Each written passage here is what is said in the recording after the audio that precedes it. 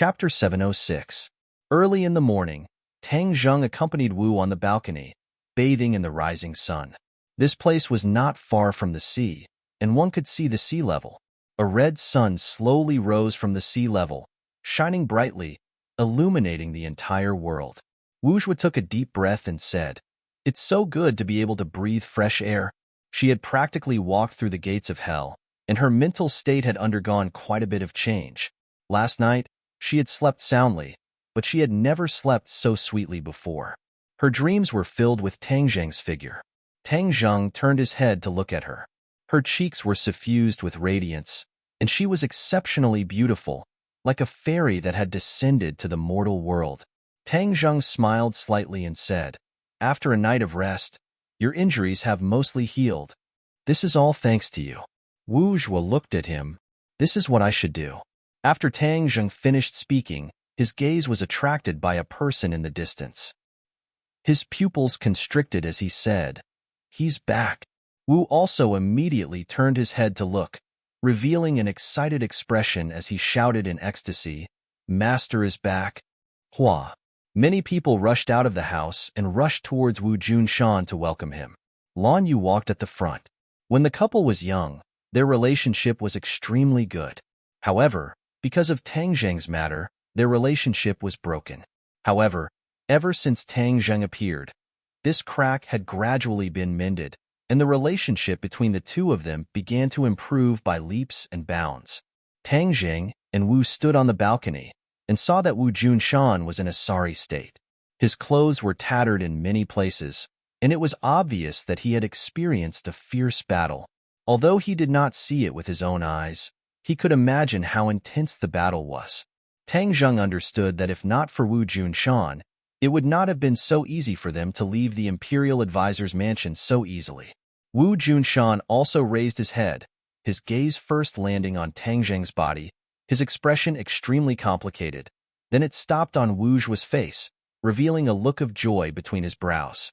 Wu Junshan walked up with the crowd surrounding him. Tang Zheng said slowly, "You're back." Wu Junshan squeezed out a smile and nodded. "I'm back." They didn't break through the layer of paper between father and son, but it was obvious that their relationship had improved. Wu Junshan wasn't in a hurry to get results.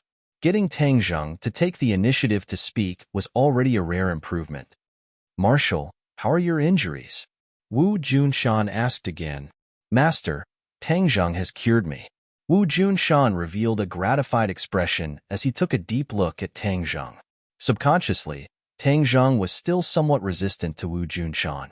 His expression turned solemn as he asked, "What happened to the 100 change, Star Sovereign and Yamada no Orochi?" Wu Junshan's expression also tightened. Seeing this, the others all gathered around, wanting to know the final result. After a great battle between Multiform Star-Lord and Orochi, Orochi escaped into the sea, and Multiform Star-Lord chased after him. It seems that the two sides fought again in the sea. As for the final result, I did not see it with my own eyes, but according to my many years of experience, Orochi will definitely not be able to defeat Multiform Star-Lord. Sooner or later, he will fall into his hands. Hearing this, everyone's expression turned grim.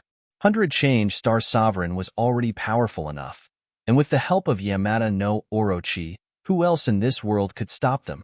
Everyone looked at each other in dismay as they thought of this matter. Wu was the first to speak. Then isn't this world in danger? Wu Junshan did not say anything, but it was equivalent to tacitly agreeing. Tang Zheng sighed. Even without the 100 Change Star Sovereign, this world was not necessarily safe. There were too many dangers in this world, but ordinary people did not know about them. "What should we do next?" Lan Yu asked. "We can't go back to that island, and the island nation naturally can't stay there for long."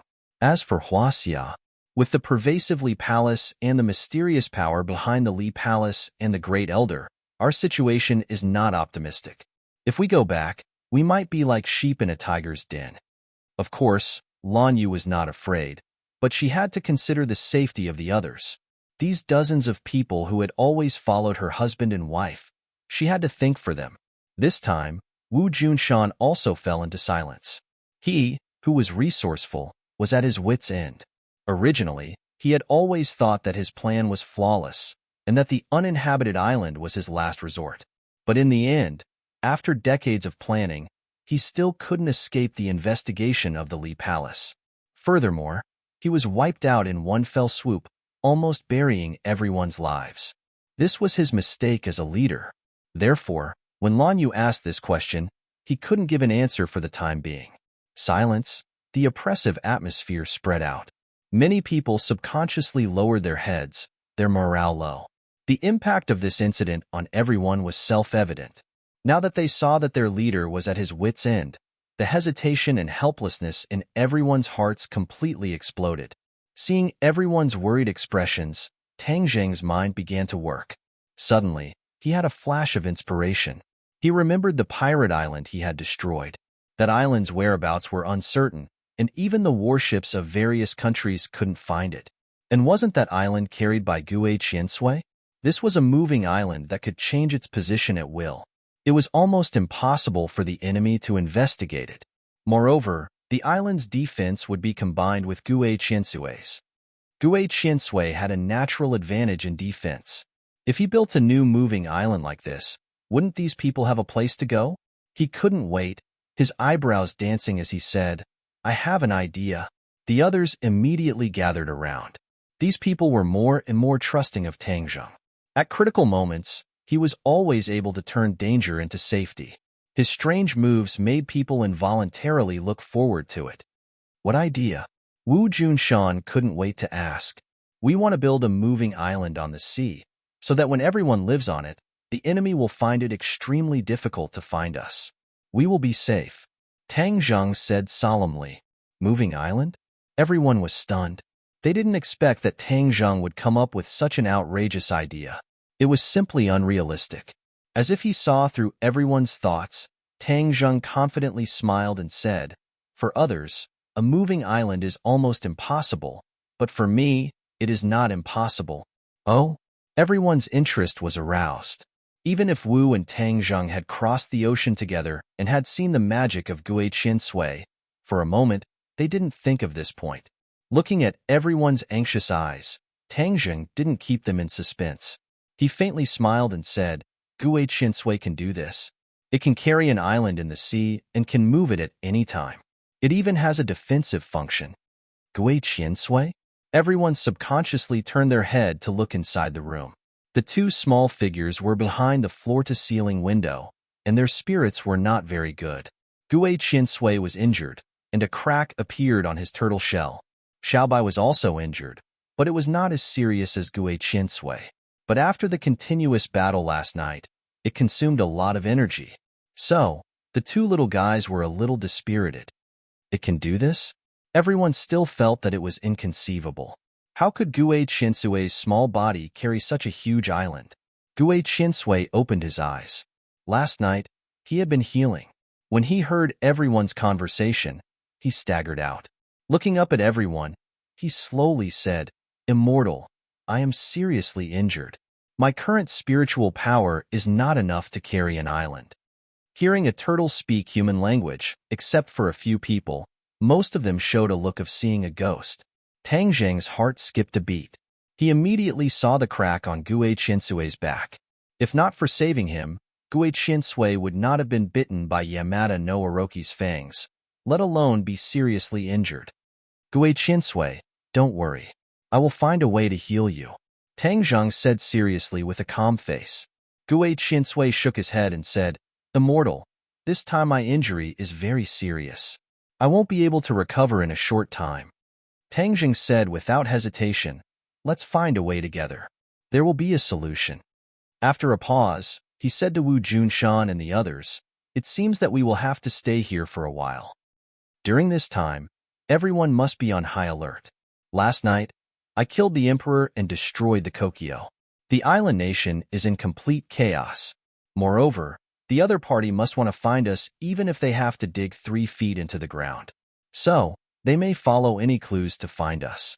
Most people did not know that Tang Zheng had done such a big thing last night, especially Wu, who looked at him in shock. Seeing this, Lan Yu reminded, at that time, you were in a critical situation. He was avenging you. Wu seemed to have been immobilized. She was motionless as she stared at Tang Zheng. Her eyes seemed to have ripples. Even a fool could understand the emotions in her eyes. Lan Yu smiled knowingly and winked at everyone. Everyone understood tacitly and tiptoed away from the balcony. Even Gue Qiansui tactfully returned to the house. There were only 2 people left on the balcony. For eyes looked at each other. Too many feelings were revealed from each other's eyes. This was the first time Wu knew about Tang Zheng's crazy actions last night. This moved her more than when Tang Zheng saved her life. Because Tang Zheng's actions were too dangerous. What kind of place was the Kokyo? Who was the emperor? Destroying the Kokyo and killing the emperor. Even without thinking, one would know how difficult the task was. In this world, there were not many people who had the courage to do such a thing. But in order to avenge her, Tang Zheng did not hesitate to put himself in danger. This moved her to the extreme. She stared at Tang Zheng and could not help but walk to his side. She gently hugged his waist and leaned her face on his neck. She clearly said, "In this life, no matter what you do to me, I will never leave you." In just a short sentence, she seemed to have exhausted all her strength. Then, her whole body softly leaned on Tang Zheng's body. Tang Zheng's heart seemed to have been punched. His hands also hugged her body. Chapter 707. Time flies. It has been a few days since Tang Zheng made a ruckus in the Kokyo. During this time, Tang Zheng and the others learned about the changes in the island nation from the TV. After the death of the emperor, the whole country was under martial law. Every port and airport was strictly controlled, and there were countless people patrolling every day. In addition, the royal family also sent out troops to investigate the whole country and vowed to find the murderer even if they have to dig 3 feet into the ground. However, the storm did not completely stop, and there were many cases of people disappearing in many cities, and according to preliminary statistics, there were more than 10,000 people. An invisible fear shrouded the sky of this small place, and the people were in a constant state of panic. Fortunately, the place that Tang Zheng and the others chose was relatively remote, and the carpet search did not reach this place yet. In the past few days, Tang Zheng had been looking for a way to heal Gue Qiansui. However, no matter how many methods he tried, it was all in vain. That crack was still a ghastly sight. Without Gue Qiansui, they could not safely leave the island nation, let alone build a moving island in the sea. Tang Zheng failed again, and looked deeply at Gue Qiansui, and his eyes could not help but become gloomy. "Immortal, it's all my fault for being useless and dragging you down." Gue Qiansui blamed himself. "Is identical to Gue Qiansui, you were injured because of me, and I did not protect you well." Tang Zheng's finger gently brushed the turtle shell and said self-deprecatingly, "I have always boasted about how great I am, but now I am helpless. My injury can only be healed after a long time. Unless you have the Turtle Clan's Oracle Bone, then the wound can be healed in a short time." Oracle Bone? Tang Zheng's expression froze and subconsciously sat up straight. What is an Oracle Bone? The Oracle Bone is the sacred object of the Turtle Clan. In ancient times, humans carved many mysterious and complicated words on the turtle shell of my clan. These turtle shells are the Oracle Bone and have unpredictable power. It is the sacred object of the Turtle Clan. Not only can it heal injuries, but more importantly, it contains many of the Turtle Clan's secret methods, and if you practice these secret methods, your cultivation can advance by leaps and bounds. Gue Qiansui said with yearning, "Then where are the Oracle Bones?" Tang Zheng asked impatiently. Gue Qiansui shook his head. "The history of the Oracle Bone is too long. It is said that it has been lost for a long time. The Dragon Clan once collected it, but no one knows where it is." Dragons? Tang Zheng's head twitched. Wasn't the Langya Pavilion the place where the Dragon Clan stored their treasures? Since this Oracle Bone was so powerful, it was naturally a rare treasure. Would it be kept in the Langya Pavilion? "Do you think there will be Oracle Bones in Langya Pavilion?" Tang Zheng asked. Langya Pavilion? Gue Qiansui's small eyes twitched. He was the one who told Tang Zheng about Langya Pavilion. He shook his little head and said, "I don't know either." After hesitating for a moment, it added, "The Langya Pavilion is a place where the Dragon Clan keeps their treasures. The Oracle Bone might really be kept there." Tang Zheng raised his eyebrows and was overjoyed. Okay, then I'll go to the Langya Pavilion to look for it. Go to the Langya Pavilion to look for it? Gue Qinsui was shocked. The Langya Pavilion was an important place for the Dragon Clan. Gue Qinsui had only heard of it and had never seen it with his own eyes. Even though he told Tang Zheng about the Langya Pavilion last time, he didn't know that Tang Zheng could directly go to the Langya Pavilion. Seeing Tang Zheng nodding seriously, Gue Qinsui knew that he was not joking. He said suspiciously, "Immortal. Only the Dragon Clan can go to the Langya Pavilion. We can't do it." Tang Zheng smiled mysteriously and said, "I'll tell you a secret. I can also go to the Langya Pavilion." Really? Gue Qinsui was shocked. He raised his little head high. How is that possible? Isn't Langya Pavilion only accessible to the Dragon Clan? Tang Zheng muttered. The five-clawed golden dragon once said that only the Dragon Clan had the dragon seal, and he had it. Now Gue Qinsui said that only the Dragon Clan could go to the Langya Pavilion. Did he really become a member of the Dragon Clan? He shook his head and threw these messy thoughts to the back of his mind. He said seriously, "I can really go to the Langya Pavilion. Since the Oracle Bone may be in the Langya Pavilion, then I'll have to try. Do you know which floor the Oracle Bone is on?" Seeing Gue Qinsui's confused face, Tang Zheng shook his head and said, "It seems that you don't know either. I'll have to explore by myself." It had been a month since the last time he entered the Langya Pavilion. Tang Zheng could enter the Langya Pavilion again.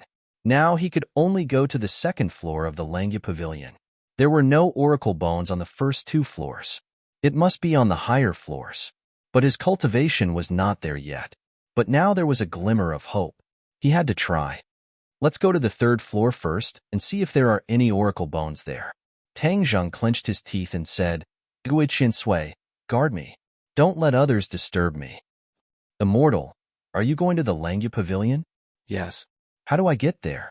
Tang Zheng pointed at his own forehead, smiled mysteriously, and said, "I'm going."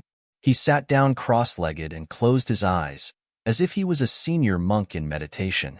Gue Qinsui looked at him curiously and crawled around him. He did not understand how Tang Zheng went to the Langya Pavilion. At this moment, Tang Zheng was standing in front of the Langya Pavilion.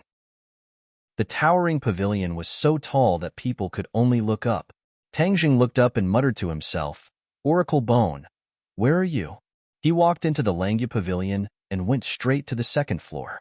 He stood at the stairs leading to the third floor.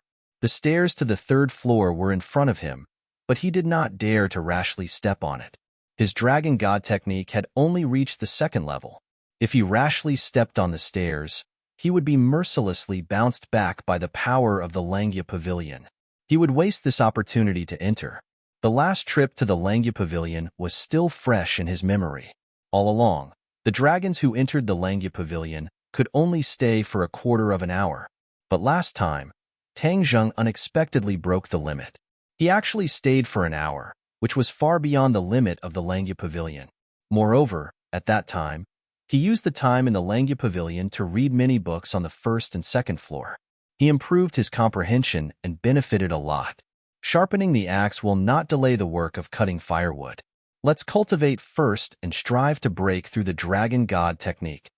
Tang Zheng was not in a hurry. Instead, he sat down in front of the stairs and focused on cultivating. The Dragon God technique was obscure and profound. Even for the Dragon Clan, it was very difficult. The same was true for Tang Zheng. He closed his eyes and silently operated the Dragon God technique. The true qi in his body flowed. The little golden dragon in his glabella surged and emitted a dazzling golden light. Tang Zheng's cultivation had improved by leaps and bounds since the last time he entered the Langya Pavilion. When he operated the Dragon God technique, he clearly felt that the places where he felt stagnant before had become unobstructed. The true qi flowed quickly in each vein and finally gathered in his glabella. Whoosh! A golden light shot out from his glabella. Gue Qinsui was startled by this scene and subconsciously staggered backward. But the next scene shocked Gue Qinsui again. There was a kind of trembling from the depths of his soul. In the golden light, a golden dragon was shining brightly. It was more dazzling than the surrounding golden light. However, this golden dragon did not fly out. Instead, It was in Tang Zheng's glabella, but Tang Zheng's skin seemed to be transparent, so the golden dragon could be seen clearly. In fact, Gue Qiansui had never seen a real dragon clan. When he was born, the South Sea Dragon Palace had been abandoned by the Dragon Clan. However, there were murals of the Dragon Clan in the South Sea Dragon Palace. Gue Qiansui had been looking at these murals since he was a child. The Dragon Clan in the murals had a majesty that made all living things bow down. Gue Qiansui had always yearned for the Dragon Clan and hoped that he could see a real Dragon Clan one day. Although this wish had not been realized yet, Tang Zheng's situation at this moment made him clearly feel something of the Dragon Clan, the dragon aura. Although the dragon in Tang Zheng's glabella was very young, the dragon aura it emitted was not something ordinary creatures could resist. At least, Gue Qiansui could not resist it and retreated in fear. What is going on? Why is there a dragon in the immortal's body? Is he also a Dragon Clan? No, absolutely impossible. I have never heard of a person becoming a Dragon Clan. This is simply a fantasy. Gue Qiansui shook his head fiercely and denied this absurd idea. Once again, he looked at it attentively. The golden light on the little dragon's body became more and more dazzling, as if the golden light from all directions was absorbed by it. From all directions, countless true qi poured into the glabella and integrated into the golden light. Suddenly, the golden light shone and wrapped the little golden dragon in an instant. The two claws kept dancing, which was particularly eye-catching. Time passed by little. Tang Zheng felt that the true qi was endless, surging like a river, quickly pouring into the glabella and replenishing the golden light. He had already found a way. The increase of his cultivation was indeed very useful. The true qi of the 9th grade of fasting was really terrifying. After turning into golden light, it replenished the golden dragon little by little. Hiss, the golden light hovered in the golden dragon's abdomen and gathered little by little. Lingering together, a small dragon claw slowly formed. Tang Zheng was slightly stunned and immediately overjoyed. This is the rhythm of the dragon god's secret arts breakthrough. At this critical moment, he must not drop the ball. So, he quickly calmed his mind, calmed down, and stared at the golden dragon and the dragon claw that was in the process of forming. Time passed by little, the golden light gradually dimmed. But at this moment, the golden dragon's abdomen had already grown a 3rd dragon claw. Wow! Gue Qiansui saw this scene clearly. Although he did not know what was going on, when he saw the dragon claw formed, he could not help but exclaim. This scene was too magical. It was not something that could be seen casually. Moreover, when the 3rd dragon claw grew, the dragon aura of the golden dragon was obviously improved by a level. Chapter 708. Tang Zheng looked at the 3-clawed golden dragon in his glabella. It was vivid and lifelike, as if it was really alive. The 3rd stage of the dragon god technique. I really did it. Tang Zheng excitedly waved his fist. The 9th grade of Anidia really had an extraordinary effect, breaking through the 3rd stage of the dragon god technique so easily. If the 5-clawed golden dragon knew about this, it would definitely be shocked. It had always vowed that the dragon god technique was very difficult to cultivate, but ever since I started cultivating the 1st layer, it has been a lot easier for me. He looked up and saw the stairs leading to the 3rd floor of the Langya Pavilion in front of him. The corners of his mouth curled up into a smile, and he walked up. Creak. His feet landed on the stairs, making a slight sound, but he was not ejected out of the Langya Pavilion by the mysterious force like before. He breathed a sigh of relief and strode up to the 3rd floor. Just as he stepped into the 3rd floor, a murderous aura hit him in the face. This was not a murderous aura, but a murderous aura that filled the sky. It was so dense that it could not be dispersed, like water, and he was like a fish in the water. His smile immediately disappeared, and his brows furrowed. Such a strong murderous aura was definitely not a good sign. What exactly was so dangerous about the 3rd floor? He cautiously looked over, and his pupils instantly dilated. This floor was not like the first 2 floors, which were filled with an antique and scholarly atmosphere. This floor was like a huge display stage. Not only were the 4 walls filled with a dazzling array of items, there were also many items on the shelves on the ground. His breathing involuntarily quickened, and he muttered to himself, I knew that the Langya Pavilion would definitely have these good things. Sure enough, treasures. These are all treasures. This entire floor was filled with treasures. Sabers, spears, swords, and halberds were the most common weapons. There were also many strange weapons, dazzling the eyes. However, this time, he didn't come for the weapon, but for the oracle bone. Oracle bone, where are you? Don't be on the floors above. If that's the case, I won't be able to do anything. He muttered to himself endlessly and started searching the floors. When his gaze swept past the weapons one by one, he could not help but feel his emotions fluctuate because these weapons were not ordinary weapons, but magic treasures. The first thing that caught his eye was the outermost yellow-grade transcendent artifact. This was the most basic transcendent artifact. If Tang Zhang had just started cultivating, of course he would be very fond of it. Now, he was no longer the same as before, and yellow-grade transcendent artifacts were nothing in his eyes. As he walked forward, a profound grade transcendent artifact came into view, and he couldn't help but nod. Tang Zheng's gaze trembled as he looked at the magic treasure in surprise. It was a 3-foot-long sword with a translucent dark green body. It was sparkling and translucent, as if the green of the Buddha forest had been completely absorbed into the sword. However, it also emitted a powerful sword intent. Good sword. Tang Zhang couldn't help but praise. If he didn't already have the War Soul sword, he probably wouldn't have been able to resist using this sword as his own. Moreover, it was also a heaven-grade magic treasure. Clear Wind Sword. When Tang Zhang held the sword hilt with both hands, the name of the sword jumped into his mind. Moreover, this sword had another characteristic that made Tang Zhang startled.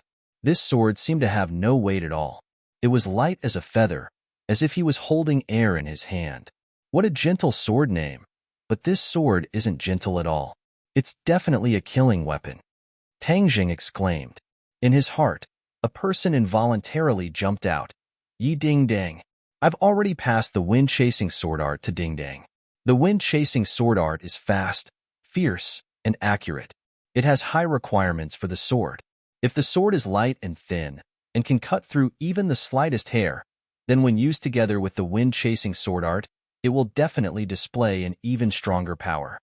Tang Zheng's eyes were filled with joy. The clear wind sword and the wind-chasing sword art were a perfect match. Moreover, both had the word wind in their names. It was like a match made in heaven. Although Yi Dingdang was a martial artist and the clear wind sword was a magic treasure, magic treasures could also be used as normal weapons. It was just a bit wasteful. However, because Yi Dingdang practiced the wind-chasing sword art, she didn't need inner strength to control the sword. She only needed to rely on the exquisite sword moves, which was a perfect match for the clear wind sword. I'll give this clear wind sword to Dingdang. I hope she likes it. He didn't hesitate to make a decision and put away the clear wind sword. Finally, his gaze fell on the third cover. As for what was inside, he had no idea. He didn't rush to open it. His heart was a bit nervous.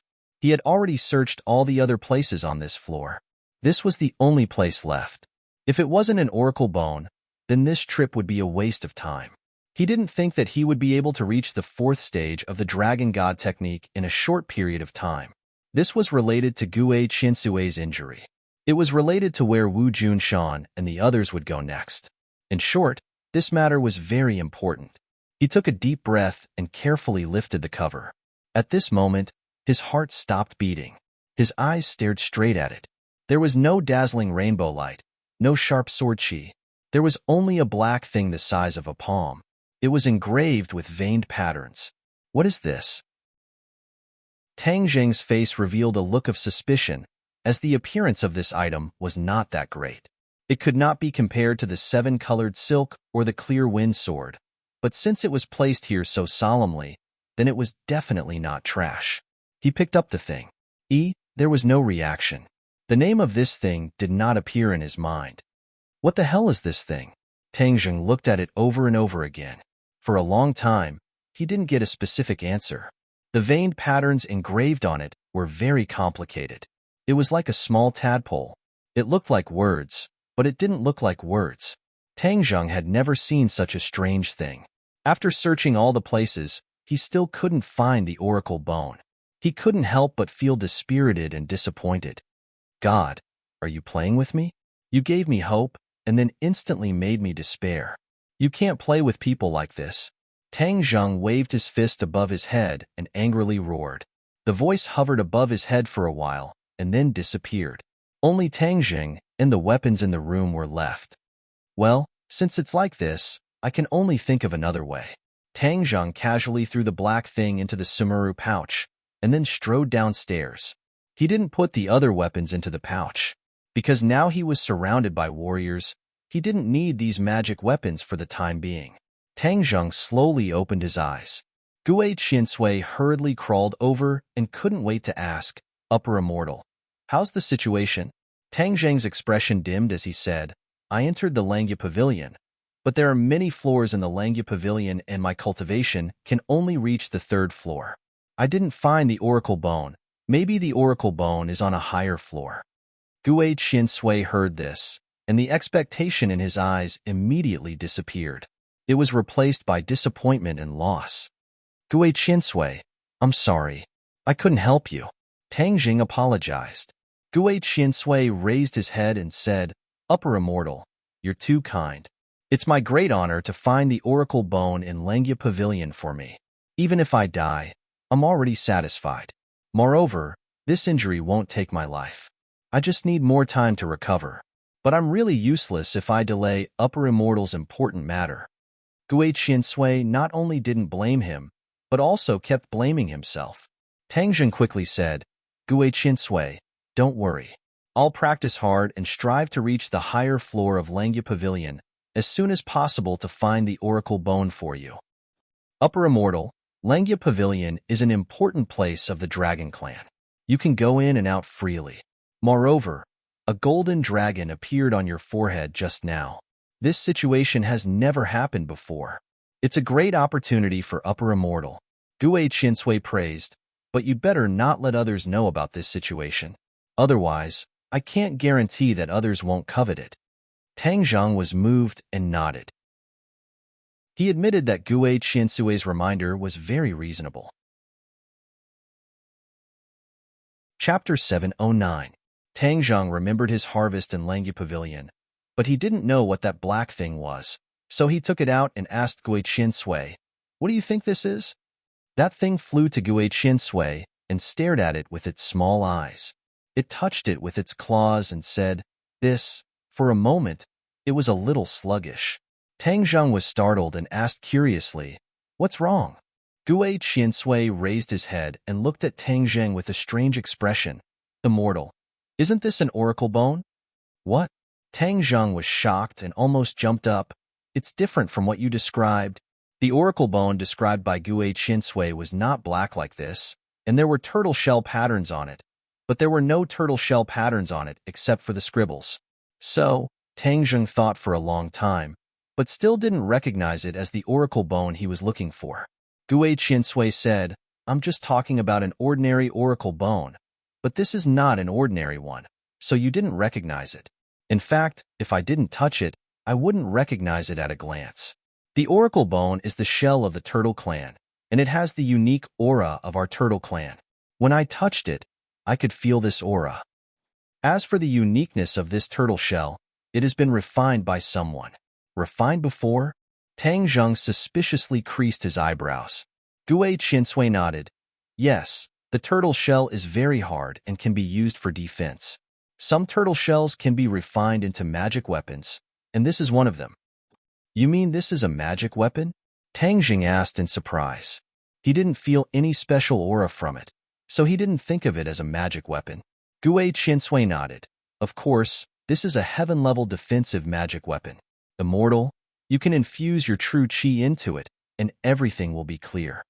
Hearing this, Tang Zheng put the oracle bone in his hand and infused his true qi into it. Whoosh! A ray of black light gushed out from the oracle bone, forming a shield. Tang Zheng's eyes lit up and was surprised. It's really a heaven-level magic weapon. When he infused his true qi into it, he could finally feel the power of the oracle bone. However, this magic weapon didn't have a name like the other two magic weapons. Immortal, you don't have a defensive magic weapon. This oracle bone is suitable for you. You can name it first. Gui Qinsui said, Isn't the oracle bone to heal your injuries? Healing won't damage the oracle bone. After I use it is still a heaven-level magic weapon. Tang Zheng suddenly realized that he had misunderstood and thought that after healing, the oracle bone would lose its use. The more he looked at it, the more he liked it. It was more and more. Now, he had the heaven-shocking bow, shooting sun arrows, battle soul sword, dragon trap rope, and 9 revolving pill furnace. Among them, the dragon trap rope could occasionally be turned into a shield and used as a defensive magic weapon, but after all, it was not a true defensive magic weapon, and its defensive power was not strong. If he had a magic weapon with strong defensive power, his overall strength would definitely have a qualitative leap. Tang Zheng's thoughts fluctuated as he played with the oracle bone. Since the oracle bone is the sacred object of your turtle clan, then let's call it Sacred Armor Shield. Sacred Armor Shield, good name. This matter should not be delayed. Use it to heal first, Tang Zheng impatiently urged. Yes, Immortal, please wait for a moment. With the oracle bone, Gui Qinsui was full of confidence and spirit. The oracle bone flew into the air and flew above Gui Qiansui's head. Suddenly, a ray of light shot out from Gui Qiansui's back and directly hit the oracle bone. The oracle bone buzzed and shook. Then a ray of black light fell and merged with the light on Gui Qiansui's back and fell on his turtle shell. In an instant, Gui Qinsui was wrapped by the black light, and Tang Zheng could not see what was happening. He silently stood by the side and stared at Gui Qinsui. At this time, Marshall quietly walked in from the outside. When she saw this scene, she was surprised and asked, What is going on? Gui Qinsui is healing. It won't be long before we can leave this place, Tang Zheng said excitedly. Marshall was slightly startled and said with a complicated expression, That's great. In fact, Marshall's heart was filled with mixed feelings. These few days, although they were in a foreign country and could be in danger at any time, but it was her happiest days. Tang Zheng spent most of his time with her. Moreover, ever since that intimate hug on the balcony that day and the mutual confession of their hearts had come together. They had a tacit understanding and were very sweet. Deep in Marshall's heart, she did not want this perfect state to be broken. She knew that once she left this place, Tang Zheng would not completely belong to her. Yi Dingdang, Fang Shishir, Lu Qingmei, and even Princess and perhaps more women would flock to Tang Zheng. Then she would not be able to monopolize him. She did not feel it before, but now she faintly felt sour, but she had been silently burying this feeling in the bottom of her heart. However, she also knew that this was completely her wishful thinking and was not realistic at all. Tang Zheng would leave this place sooner or later and return to Huaxia, but she did not expect this day to come so soon. Tang Zheng looked at her deeply and noticed the strangeness between her eyebrows. His heart moved as he held her hand and asked, What's wrong with you? Marshall squeezed out a smile and clasped his hand, saying, Nothing. I'm happy to hear this news. Tang Zheng did not think too much about it and said, All of this depends on Gui Qinsui, but I don't know how long it will take for it to heal. Marshall also glanced at Gui Qinsui, who was enveloped in light, and said absent-mindedly, It doesn't matter how long we wait.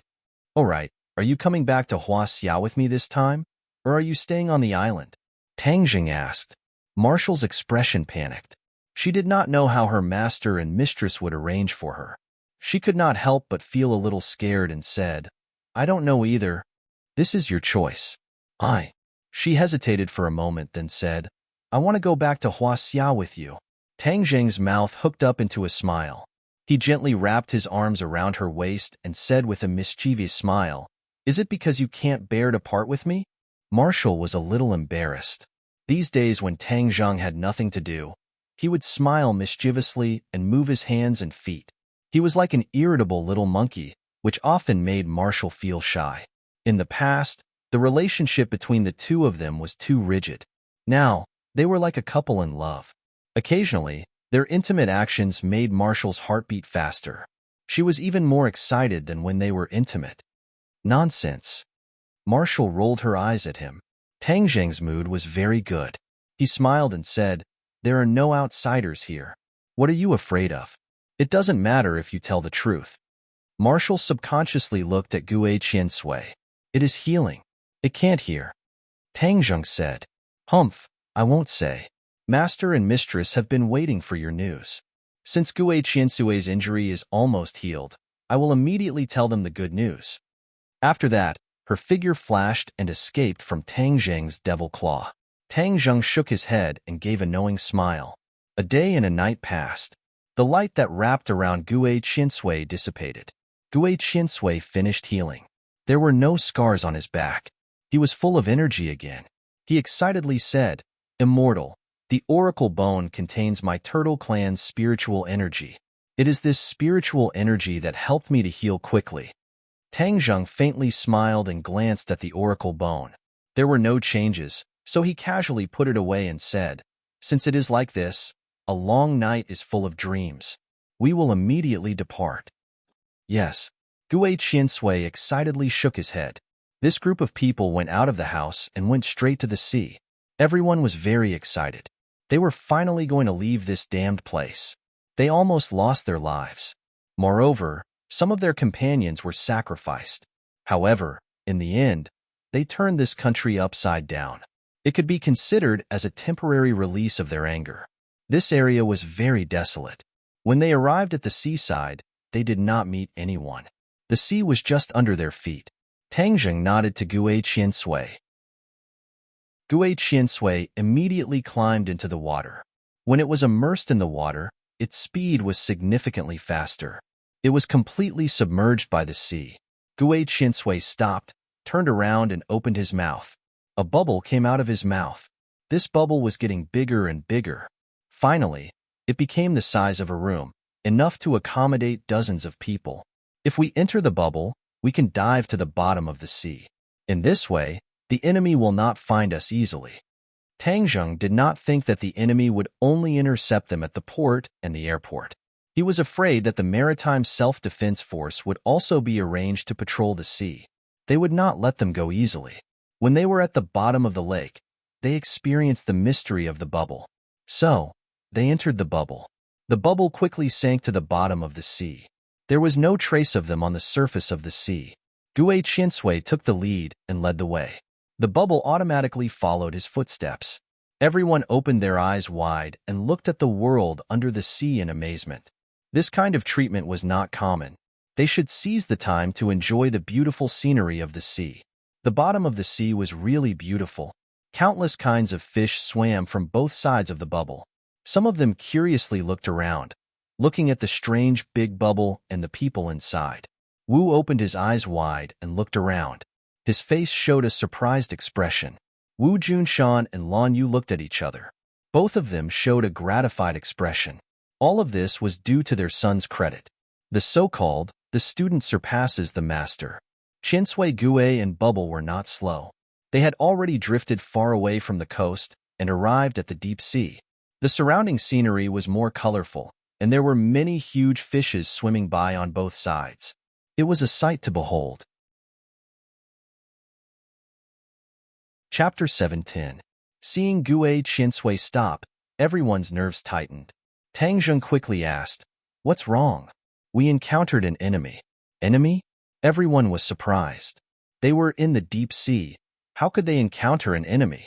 However, everyone quickly understood what was going on. They saw a huge black object flying over from afar. Submarine.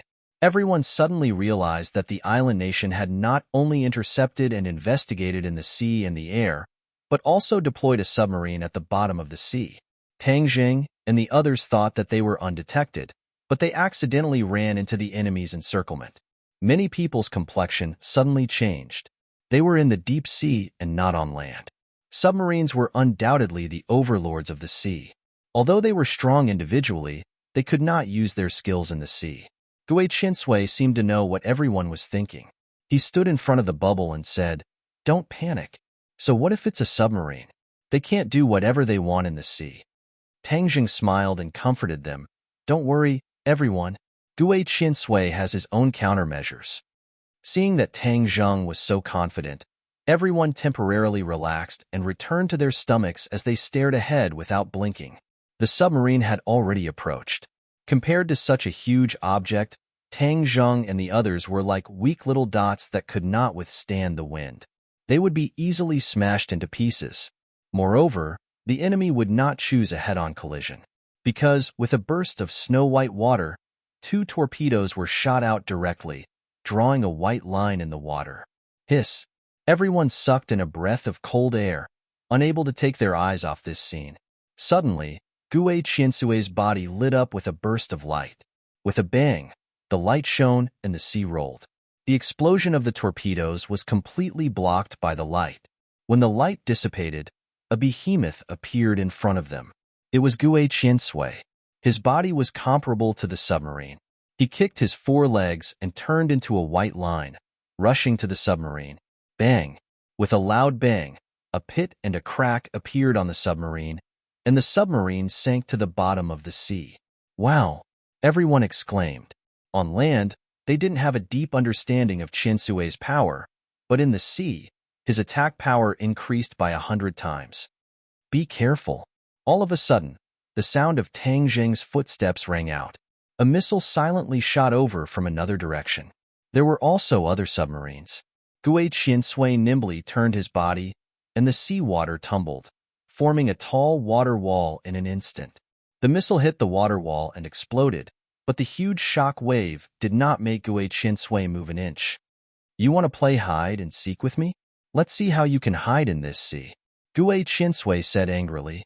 The opponent seemed to have discovered Gue Qiansui's strength, so he didn't rush forward recklessly. Instead, he chose to attack from a distance in order to play to his advantage. Gue Qiansui immediately saw through the opponent's intention and took the initiative to attack. His huge body flashed and disappeared into the dark sea. Boom! Boom! The sound of an explosion immediately came from the dark depths of the sea, making people feel as if their hearts had been hit by a heavy hammer, almost suffocating them. Everyone stared at the deep sea, trying to figure out what had happened. Suddenly, there was a loud explosion, and a ball of fire rose into the sky, but was quickly swallowed by the waves. Gue Qiansui swam back from the deep sea and said, Shangxian, the enemy has been completely eliminated. Tang Zheng nodded with relief. The destruction of 2 submarines of the island nation would certainly make them feel distressed for a long time.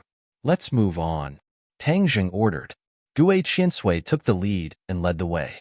This time, they didn't encounter any more enemies. After a long time, they finally arrived at their destination, the island where Wu Junshan and the others lived. Everyone floated to the surface and walked on the beach. Seeing the island again, everyone had a complicated feeling. They had just walked through the gates of hell, so their mood was particularly complicated. The others didn't know Tang Zheng's plan, so they looked at him curiously. Tang Zheng smiled and didn't keep them in suspense. He said directly, Everyone has lived on this island for so long, so we are familiar with it. Moreover, there are many houses on the island that can be used after some repairs, so it's more convenient. So I chose this island to be everyone's residence in the future. Isn't this place already exposed? The island nation won't let go of this place. Isn't this a living target? Someone questioned. Don't worry. Didn't I say that I will build a moving island? Everyone on the moving island won't be easily discovered by the enemy. Tang Zheng said, Moving island? Isn't this a fixed island? Everyone was skeptical. Tang Zheng didn't waste time and directly asked everyone to get on the island. Then he said, Everyone, wait on the island for a while. There may be some movements later. Don't panic and be impatient. What movements will there be? We'll know in a while. Tang Zheng smiled mysteriously. Gue Qiansui, let's go. Tang Zheng and Gue Qiansui went into the sea together and soon sank to the bottom of the sea, leaving behind a group of people looking at each other and chattering.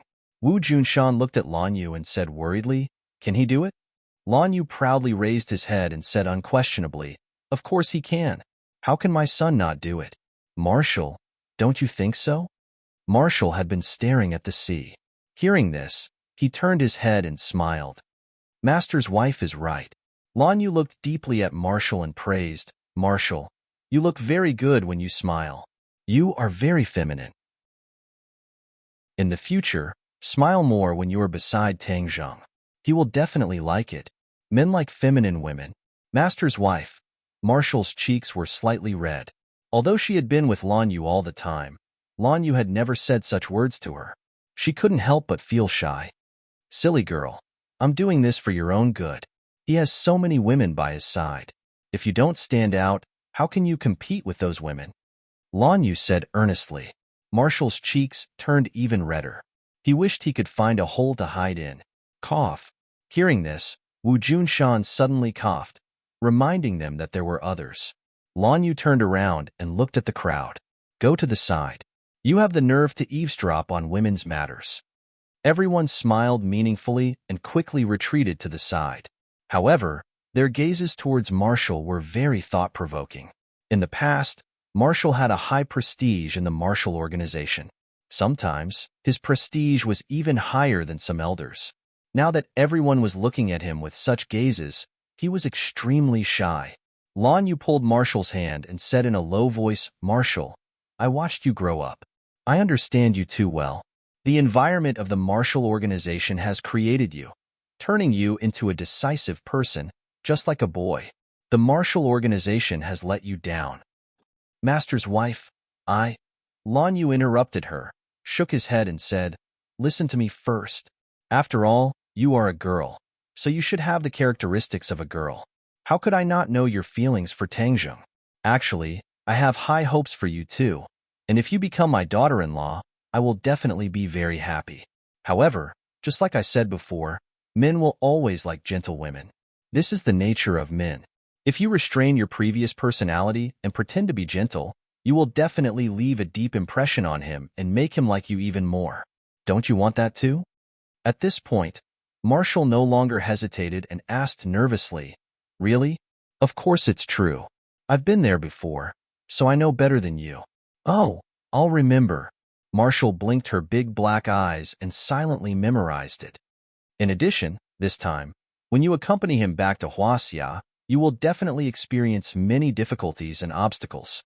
You must always accompany him. This is a good opportunity to improve your relationship and capture a man's heart. Lan Yu personally instructed, and Marshall's mind also became active. The two of them whispered to each other nonstop. Boom!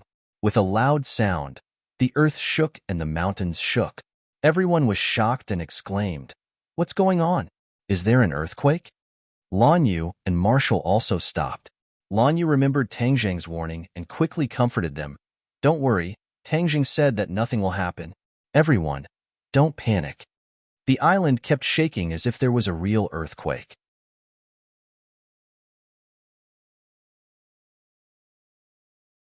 Tang Zheng nodded his head without batting an eyelid. The Dragon Group spies are everywhere. If we use our real identities to buy tickets, then we will definitely be monitored by them. It seems that their formation is not small. I'm afraid that there will be a big one. Didn't you and the Dragon Groups? Why do they dare to be so bold? Marshall said suspiciously.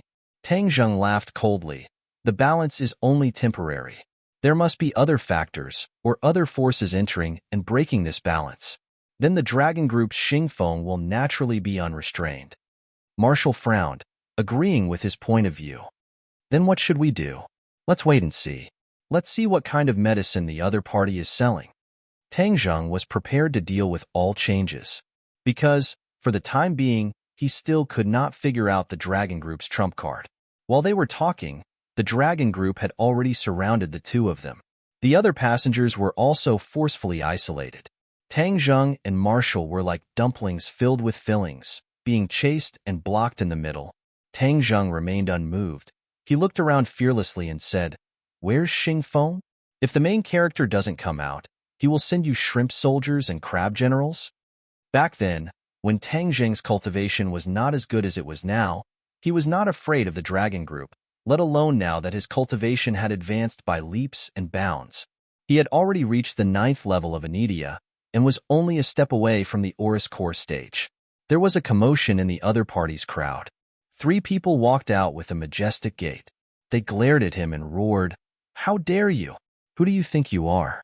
How dare you call our boss by his name? Tang Zheng glanced at the three of them and said, "The owner didn't come out, so he let the dogs out first. Furthermore, it's 3 dogs that can bark." "Oh, I remember that there were originally 4 dogs, but one of them had already turned into a dead dog, right?" He could tell that the 3 of them were completely different from the other super warriors. Especially the aura on their bodies, they were extremely cold, similar to the Fire King back then. Thus, he concluded that the 3 of them were definitely the other 3 of the 4 heavenly kings. As expected, when the 3 of them heard this, they were enraged. Some of them were about to attack, but they were stopped by one of the older ones. This person was the leader of the 4 heavenly kings, the Thunder King. These 3 heavenly kings were the Thunder King, Wind King, and Water King. Together with the Fire King, they formed the camp of the 4 heavenly kings. They were the cream of the crop after genetic modification, and each of them had a set of superb skills. So what if you have a sharp tongue? In any case, you won't be able to escape today even if you have wings, the Thunder King said with killing intent. Tang Zheng was unmoved. He swept a disdainful glance at the other party and said, "With just you guys? Tang Zheng, you think you're number 1 under the heavens just because other people think you're number 1? Let me tell you, this time we came prepared. If you dare to resist, then you will be going against this country." The Thunder King said solemnly. "Going against the country?" Tang Zheng's expression turned cold. "Can your dragon group represent the country?" The Thunder King said confidently, "Perhaps not in the past, but today, at this very moment, the dragon group represents the country. If you resist, then you will be going against the country. I'm not joking with you. Actually, I would be more happy if you resist, because then you will definitely die today. I am very happy to see this kind of scene." Tang Zheng stared unblinkingly into the Thunder King's eyes, confirming that he was not lying. His heart thumped. Something must have happened during this period of time that caused the dragon group's status to rise greatly. Otherwise, the other party would not be so unrestrained. But could it be that he was just going to follow them? The dragon group was not a benevolent group. As long as he fell into their hands, it would be like a lamb entering the tiger's den. Even if he did not die, he would lose a layer of skin. Seeing Tang Zheng's expression change, the Thunder King said with killing intent, "There is no time for you to consider. Since you are not going to surrender, then we will take action directly. Resist as much as you want. The more you resist, the more people you kill, and the happier I will be." As if trying to goad him, these words caused Tang Zheng's eyelids to twitch. Flames of fury shot up within him. In the blink of an eye, the Thunder King waved his hand, and the other super soldiers charged forward. In an instant, the airport was in chaos, and screams rang out everywhere. This kind of scene was rare, and there were still many people who stopped to watch. Tang Zheng had originally wanted to call Su Yingtian to clarify things, but the other party's movements were too fast. Before he could take out his phone, the attack had already reached him. Tang Zheng frowned deeply, weighing the pros and cons. In the end, he decided not to take a loss for the time being. Otherwise, if he fell into the other party's hands, he would be at their mercy. "Do it," he called out in a low voice. Just as he was about to counterattack with his martial arts, he heard a thunderous voice ring out. "Stop, all of you stop. I want to see who dares to make a move today. Then I will definitely make him regret being born into this world." This voice was crude and filled with an explosive aura. However, it was as if it had a magical power, causing everyone to subconsciously stop what they were doing. The 3 heavenly kings frowned at the same time. Today, the 3 of them had made a move together, and that meant that they had a plan in mind. If Tang Zheng resisted, the 3 of them would work together to capture him, or even kill him directly. This was Xingfeng's plan. It was a pity that an unforeseen event had suddenly occurred. If they wanted to carry out this plan, it would be harder than ascending to the heavens.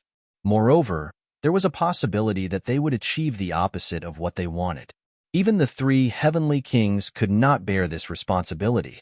Another group of people charged in, and like a spear, they charged at the people from the dragon group, causing them to sway unsteadily and fall into disarray. A tall figure came before Tang Zheng, frowning as he looked him up and down. Then, he thumped heavily on his chest and said, "You brat, You really make people worry. Tang Zheng smiled slightly and said, Chief Su, you came just in time. I had no choice but to come in time. Do you think I don't know your temper? If I had come just a little later, you would have directly torn down this airport. That would have been a huge mess. As he said that, Su Yingtian glanced at the people from the dragon group and said, Wouldn't that be fulfilling their wishes? Humph, I won't just stand by and watch this kind of thing happen. The Thunder King's expression changed slightly, and he walked out, furiously saying, Chief Su, Tang Zheng is someone that our boss specifically wants. Are you trying to stop us and go against the dragon group with such a big lineup? Su Yingtian glanced at the other party in disdain and said, Who do you think you are to dare speak to me like that? The Thunder King's face alternated between red and white as he roared furiously, Su Yingtian, don't go too far. Su Yingtian ignored the Thunder King and said, Go back and tell your boss that if he wants to touch Tang Zheng, he will have to go through me first. Hold it right there. Seeing that the other party was about to leave, the Thunder King quickly blocked his path. The others also moved, and the Dragon Group and the National Security Bureau were in a standoff. The flames of war seemed to be on the verge of erupting. Su Yingtian's expression did not change as he stared coldly at the Thunder King and said, You want to stop me? Don't blame me for being merciless. Su Yingtian, you should know that Tang Zheng is someone that the higher-ups specifically want. If you dare to take him away, that would be disobeying orders, the Thunder King said in exasperation. Su Yingtian pursed his lips and said, The higher-ups? You want to use this to suppress me? Let me tell you, when I use this move, you won't even know where you are. Before you want to stop me, you'd better call your boss and ask for instructions. Otherwise, you'll suffer a loss and have no one to reason with. Su Yingtian's aura was strong, and his entire body was exuding a tyrannical aura. The Thunder King did not dare to underestimate him at all. Seeing him make such a solemn vow, the Thunder King felt a little guilty, and he took out his phone to make a call. Yes, I got it. After speaking for a while, the Thunder King's expression turned ugly. As he spoke, he raised his head to look at Tang Zheng and Su Yingtian, seemingly unwilling to accept this. Chapter 7:12. The Thunder Emperor glared at Tang Zheng and gnashed his teeth. We're not finished. After that, he turned around and left with his subordinates. Su Yingtian looked at the other party's departing figure with ridicule. When the other party was far away, his face sank. The Dragon Group is becoming more and more unrestrained. They even dared to touch a consultant from the National Security Bureau. Tang Zheng relaxed and asked, It seems that there have been many changes in the country recently? Su Yingtian bitterly smiled and shook his head. It's a long story. Let's leave this place first. The group left the departure hall in a grandiose manner and took several cars to a military cargo plane in the airport. The military plane roared as it flew into the blue sky. Only then did the group feel slightly relieved. Su Yingtian looked at Tang Zheng with a burning gaze and asked with a solemn expression, Now you can tell me what you did in the island nation. I'm all ears. Tang Zheng gently caressed Xiaobai. He had already removed the illusion on Xiaobai. Xiaobai was lying on his lap and didn't care about the curious gazes of others. Tang Zheng organized his words and spoke. This time, he didn't hide the news of Wu Junshin's group. After all, the Li Palace already knew about this matter. It wasn't easy to hide it from the government. As expected, Su Yingtian wasn't surprised when he heard the news of Wu Junshin's group. Clearly, he already knew about this matter. Furthermore, a trace of gratification flashed across his face. However, when he heard that the Li Palace had colluded with the island nation and betrayed Wu Junshin's group, Su Yingtian's face sank. Almost everyone in Huaxia, including those in the government, didn't have a good impression of the island nation. This was because of history. The Li Palace had actually colluded with the island nation to harm Wu Junshin's group. This was truly infuriating. After all, Wu Junshin's group was a part of Huaxia. This was equivalent to colluding with the enemy and harming their own people. However, there were too many factors involved. Su Yingtian didn't immediately express his opinion. In the end, when he heard the inside story of the Yamato no Orochi in the war decades ago, Su Yingtian couldn't sit still any longer. He slapped the armrest of the chair, shattering it into pieces. Tang Zheng had already expected that he would have this kind of reaction. Any Chinese person with a bit of courage would have the same reaction after hearing the truth. Damn Japanese.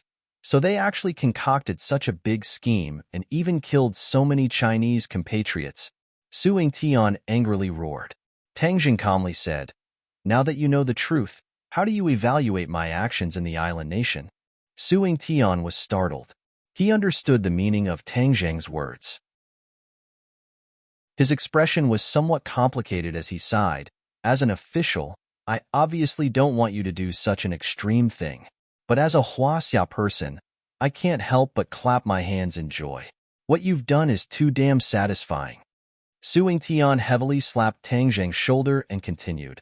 Although I'm an official, I'm first and foremost a Huaxia person. Those people in the Imperial Advisor's residence and the Imperial Palace all deserve to die. They should die without a burial site. Tang Zheng looked at him with gratification and said, I didn't misjudge you. Su Yingtian revealed a bitter smile and sighed.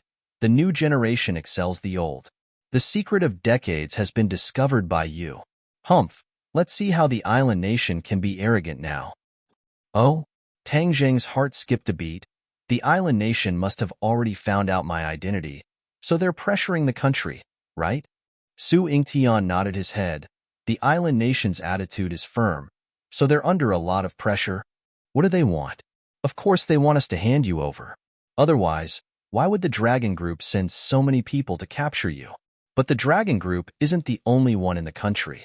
There are still many righteous and unyielding people. Tang Zheng recalled the scene from before and curiously asked, why did the Dragon Group suddenly compromise? Because I invited a big shot to reject the Dragon Group's previous proposal. Su Yingtian pretended to be mysterious as he said, Big shot? Who? Tang Zheng curiously asked. Su Yingtian laughed and purposely kept him in suspense. This is a secret for now. You'll naturally know when you see him. Tang Zheng was filled with suspicion as he looked out the window and asked, I forgot to ask you, where are we going? Of course it's the capital.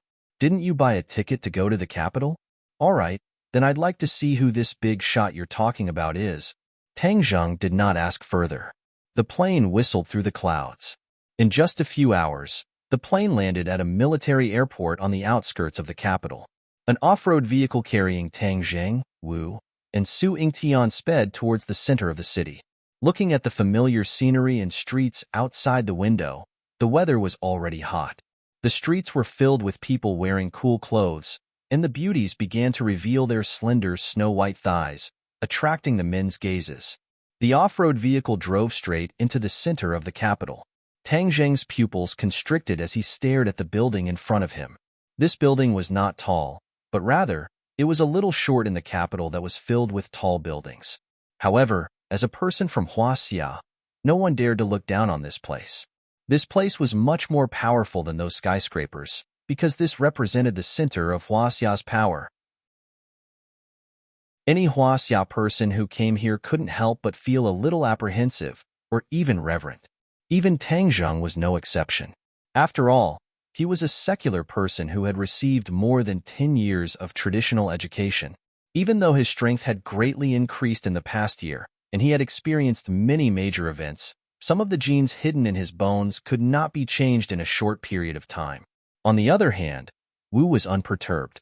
He glanced outside and then closed his eyes to rest. Even his mood did not fluctuate in the slightest. Power, in her eyes, was really ephemeral. She had been taught to despise secular power since she was young. This was a world of difference from Tang Zheng. As if sensing his mood, Su Yingtian said, Don't be nervous, there are also people living here. Moreover, in terms of individual strength, you are stronger than any of them. Tang Zheng revealed a wry smile, took a deep breath, suppressed the fear in his heart, and said, It's my first time here, so it's difficult to avoid the customs. Su Yingtian chuckled in satisfaction at Tang Zheng's bluntness and said, The first time I came here, I was even more nervous than you. My hands were trembling, and my legs were almost unable to take a step. In the end, when I went back, I found that my vest was full of sweat, and my clothes were as if they had been fished out of the water. Is it that exaggerated? Tang Zheng sneered. Although he was in awe of the power here, it was not to that extent. It's not exaggerated at all. I'm still considered good. There are people who are so weak that they can't even walk. Your condition is already very good. Su Yingtian praised. After hearing his words, Tang Zheng's remaining trace of nervousness gradually disappeared. He loosened his shoulders, and instead felt a kind of unprecedented ease. Seeing his change, Su Yingtian's eyes flashed with a strange light. He secretly praised him. A dragon among men, as expected, extraordinary. This change was far from what an ordinary person could compare to. The off-road vehicle passed through a strict inspection and passed through a series of armed guards before finally entering the central area of this power center.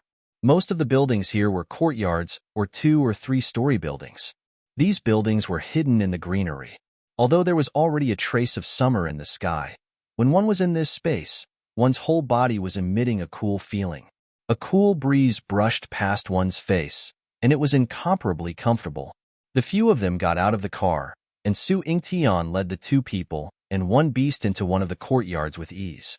Tang Zheng could not help but size up.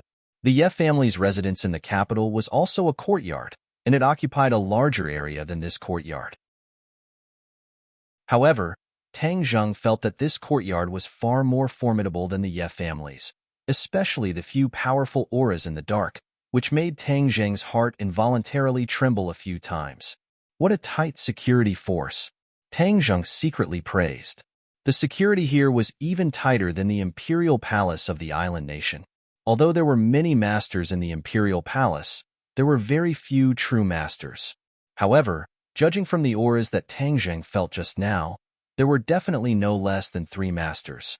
The corner of Tang Zheng's mouth raised. They had really mobilized a lot of people. Were they afraid that they would not be able to control him and prevent him from harming people? But on second thought, he was relieved. If any one of the people living here had an accident, it would be a major event no less than an earthquake for the country of Huaxia. It would affect the development and strategy of the entire country and affect thousands of families. Indeed, they couldn't be careless. Of course, from the difference in the strength of the guards, it could be seen that Huaxia's foundation was far from what the island nation could compare to. What was extremely laughable was that the island nation still did not give up and tried to start a war with Huaxia again. Wu, you and Xiaobai need to stay in this room for the time being. The few of them entered a small room, and Su Yingtian said solemnly. At this moment, his brows were filled with the seriousness of official business. When Wu heard this, he immediately frowned and looked towards Tang Zheng. I want to bring Tang Zheng to see an important figure. He's the only one. I don't have the authority to bring anyone else in. Su Yingtian said honestly. Wu still did not say anything, but his brows were knitted tighter and tighter. The atmosphere was somewhat tense. Tang Zheng roughly guessed Su Yingtian's thoughts and said, Wu, you and Xiaobai stay here. I'll be back soon. When Wu heard this, his brows immediately relaxed, and his eyes became gentle, like a pool of autumn water, causing Su Yingtian to be speechless. When did Wu become so docile and obedient? He looked deeply at Tang Zheng. How many more surprises would this brat give him? Tang Zheng and Su Yingtian walked out together, passed through a courtyard, and arrived at a study room. They knocked on the door and entered, and a room full of books greeted their eyes. Although it was Tang Zheng's first time here, he could clearly feel that the books on the bookshelves were definitely not used as decorations to show off, but were frequently flipped through. It could be seen how astonishing the reading volume of the owner of this place was. Chapter 7:13. This back view often appeared on television news and in various news reports. Most of the citizens had a deep impression of it. Tang Zheng was no exception. Although the other party had yet to turn around, Tang Zheng had already guessed his identity. He couldn't help but be stunned. Why was he here to see him? Who was this person? It was the person who had a meeting with Su Yingtian, Xingfeng, and the others some time ago. He was one of the people at the top of the power pyramid in Huaxia, the bureau chief of the central government, an absolute big shot. Compared to him, all the officials rumored to be in charge of the borders were insignificant. Hearing the footsteps, the bureau chief turned around. His bright and imposing gaze swept past Tang Zheng. He nodded without batting an eyelid and said, "Heroes come from the young." It's true that heroes come from the young. You've done such a big thing at such a young age. Although his words were good, there was a hint of reproach in them. Suing Tian was an old hand in the bureaucracy. How could he not tell? His heart couldn't help but skip a beat as he thought to himself, "This is bad." Tang Zheng didn't think about the deeper meaning of the other party's words. His expression didn't change. Although the other party's identity was out of Tang Zheng's expectations, the respect he had when he first came in had unknowingly disappeared. He said in a neither servile nor overbearing manner, "Thank you for the compliment. This is what I should do." Clearly, he didn't think that what he had done in the island nation was wrong. He took the other party's words as genuine praise. Hearing that, the bureau chief's thick brows immediately furrowed. His gaze turned sharp as he stared straight at Tang Zheng. Tang Zheng was also someone who had been through a lot. The bureau chief's halo was useful to ordinary people, but not to Tang Zheng. Therefore, Tang Zheng calmly looked straight into the bureau chief's eyes. Their gazes met, and the study was terrifyingly silent. The air seemed to have frozen. Suing Tian's breathing was almost out of control. He rolled his eyes and lamented to himself, "Why did I forget to give Tang Zheng a heads up just now? This is too rash and will only backfire." But at this moment, he had no way of reminding Tang Zheng. The corner of Suing Tian's mouth twitched a few times. He tasted bitterness in his mouth, but there was nothing he could do. What should I do? You actually feel that it's quite glorious?" The bureau chief didn't seem to approve of Tang Zheng's attitude. Tang Zheng said calmly, "Of course, killing the enemy is part of our duty. Moreover, the other party has committed many crimes in Huaxia. This is just the interest collected from them." "That's an old story. Is that so? You think you can forget the past just because you're an adult? History is meant to be remembered, not forgotten." Tang Zheng wasn't afraid in the slightest and said firmly. Suing Tian's jaw almost dropped to the ground. He really wanted to rush up and cover Wang Zheng's mouth, praying that he would stop talking nonsense. History is meant to be remembered, not forgotten. The bureau chief's expression changed slightly as he repeated this sentence. He looked at Tang Zheng with a hint of approval in his eyes. Today's society was too impetuous. Everyone was looking forward and risking their lives for money and status. There were very few people who had this kind of awareness of the big picture, or this kind of spirit. Without a doubt, Tang Zheng's words touched the bureau chief. But the bureau chief didn't give up. He still said in a deep voice, "But everything has to be done in a certain way. If you mess around like this, you will only end up in a passive position and disrupt the established steps." Tang Zheng didn't give in at all. He said stubbornly, "But sometimes the arrow has to be shot. Island Nation has two malignant tumors, Yamato no Orochi and the Imperial Tutor's residence. If we don't get rid of them, there will be endless troubles in the future." Imperial Tutor's residence, Yamato no Orochi? The bureau chief frowned. He was no stranger to the Imperial Tutor's residence. After all, the National Security Bureau had a lot of information on the Imperial Tutor's residence. But it was the first time he heard of Yamato no Orochi. Tang Zheng didn't answer. Instead, he looked at Suing Tian. Suing Tian understood tacitly. He knew that Tang Zheng wanted him to introduce the situation and give him the opportunity to show his face. He couldn't help but feel grateful. He quickly organized his words and introduced the situation of Yamato no Orochi. As expected, the bureau chief and Suing Tian had the same reaction. Especially when it came to the conspiracy of the war decades ago. His eyes were obviously burning with anger. Seeing that ball of anger, Tang Zheng was secretly relieved. If the country's leader could still maintain this sense of pride and honor for history, then this country had a lot of hope. There's such a thing? It was the bureau chief's first time hearing about this inside story. He stared at Tang Zheng. Tang Zheng nodded seriously. "I can guarantee the authenticity of this information." The bureau chief nodded seriously and looked at Suing Tian. Suing Tian had an idea and said, "Then we can use this to change the situation this time." Obviously, he wanted to use this to make a fuss. After all, the island nation was already putting pressure on Huaxia to make Huaxia hand over Tang Zheng. The bureau chief also saw through Suing Tian's thoughts. He didn't comment. Tang Zheng did not care about what the two of them were thinking and said to himself, I haven't finished speaking yet. This is only a part of the news. There is another piece of news that is even more important. I think you guys are more interested in hearing it. What?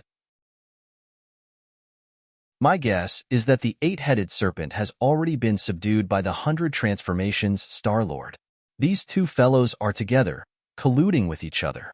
The consequences will be extremely terrifying, and it is definitely not something you want to see. Tang Zheng said in a heavy tone. Actually, he didn't want to see this result either. Although this news hadn't been confirmed, he completely believed it. 100 Faces Star-Lord. The bureau chief's eyelids twitched, and his expression changed slightly. His big reaction was enough to show the magic power of the name 100 Faces Star-Lord. Back then, what happened in the 100,000 Mountains was not a secret. The government had already inquired about most of it through various channels.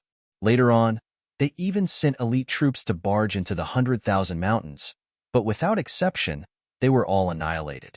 Among them, the scattered news that was sent back was that 100 Faces Star-Lord was very terrifying.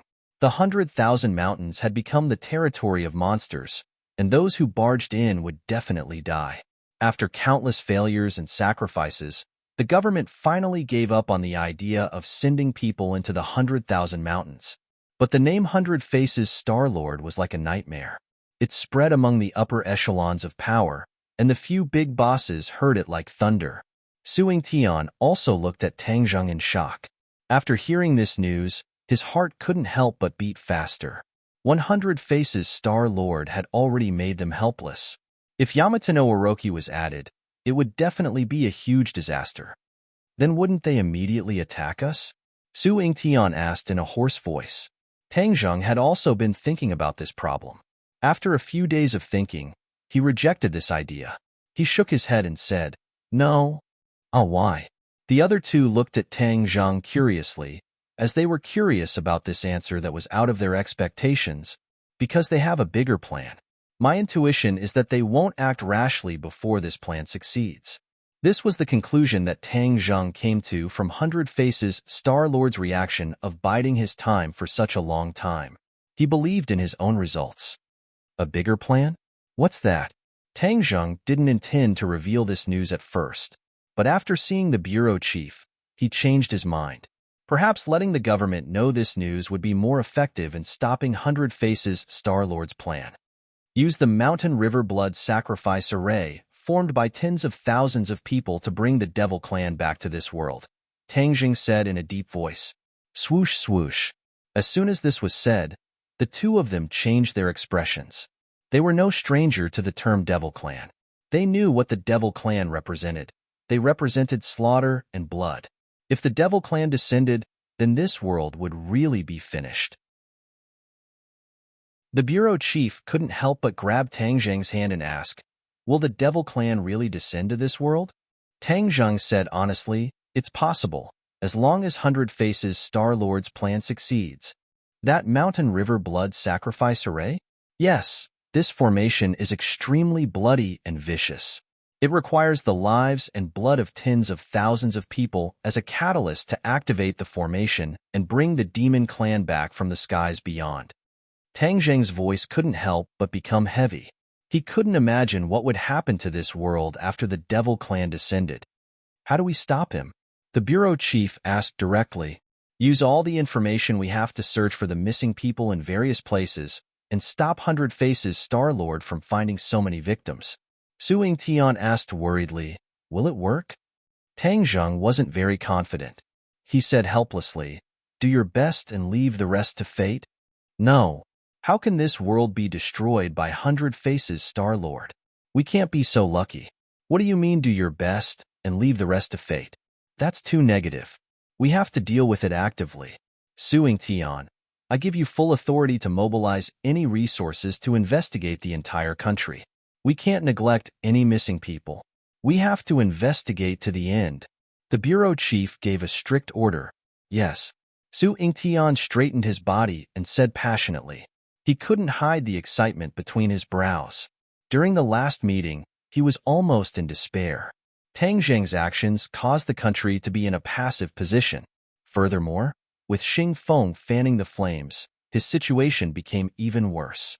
Many people even directly sentenced his career and life to death. But he didn't give up.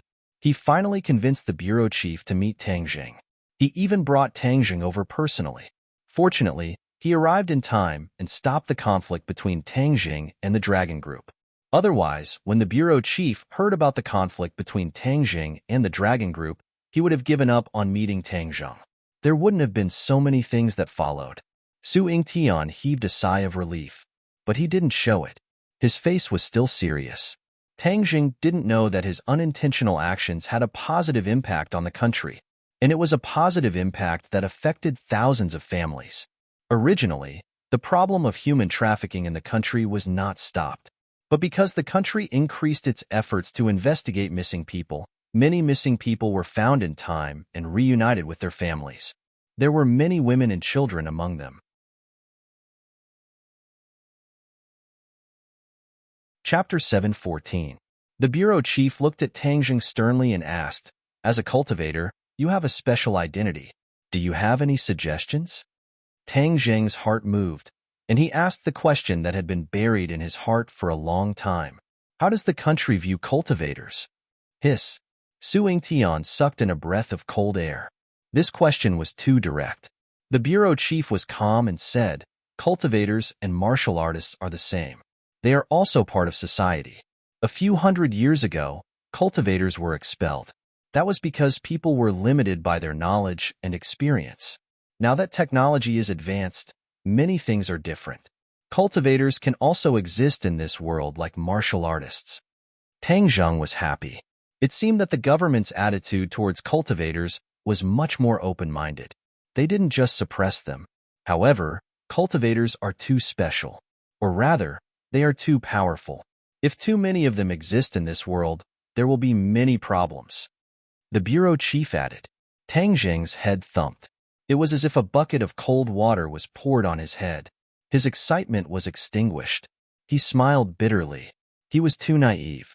He really thought that the government would accept all cultivators. At least with the current situation, it was impossible. Greater than or equal to cultivators were too powerful. Especially Tang Jing's action this time, the government had directly witnessed the power of cultivators. Cultivators were like nuclear bombs. They were very powerful. If they were within a controlled range, they would be beneficial to the country. If they were completely out of control, they would definitely be a very unstable factor. That was to say, if a small number of cultivators existed, the country wouldn't interfere too much. If they allowed a large number of cultivators to return, the government wouldn't sit by and do nothing. Of course, there was another layer of meaning in the bureau chief's words. Tang Jing also figured it out. The bureau chief emphasized on technology. That was to say, it wasn't a few hundred years ago. The government had no way to deal with cultivators. The power of technology couldn't be underestimated. Not to mention nuclear bombs. The mecha developed by the Dragon Group couldn't be underestimated. There were also super soldiers.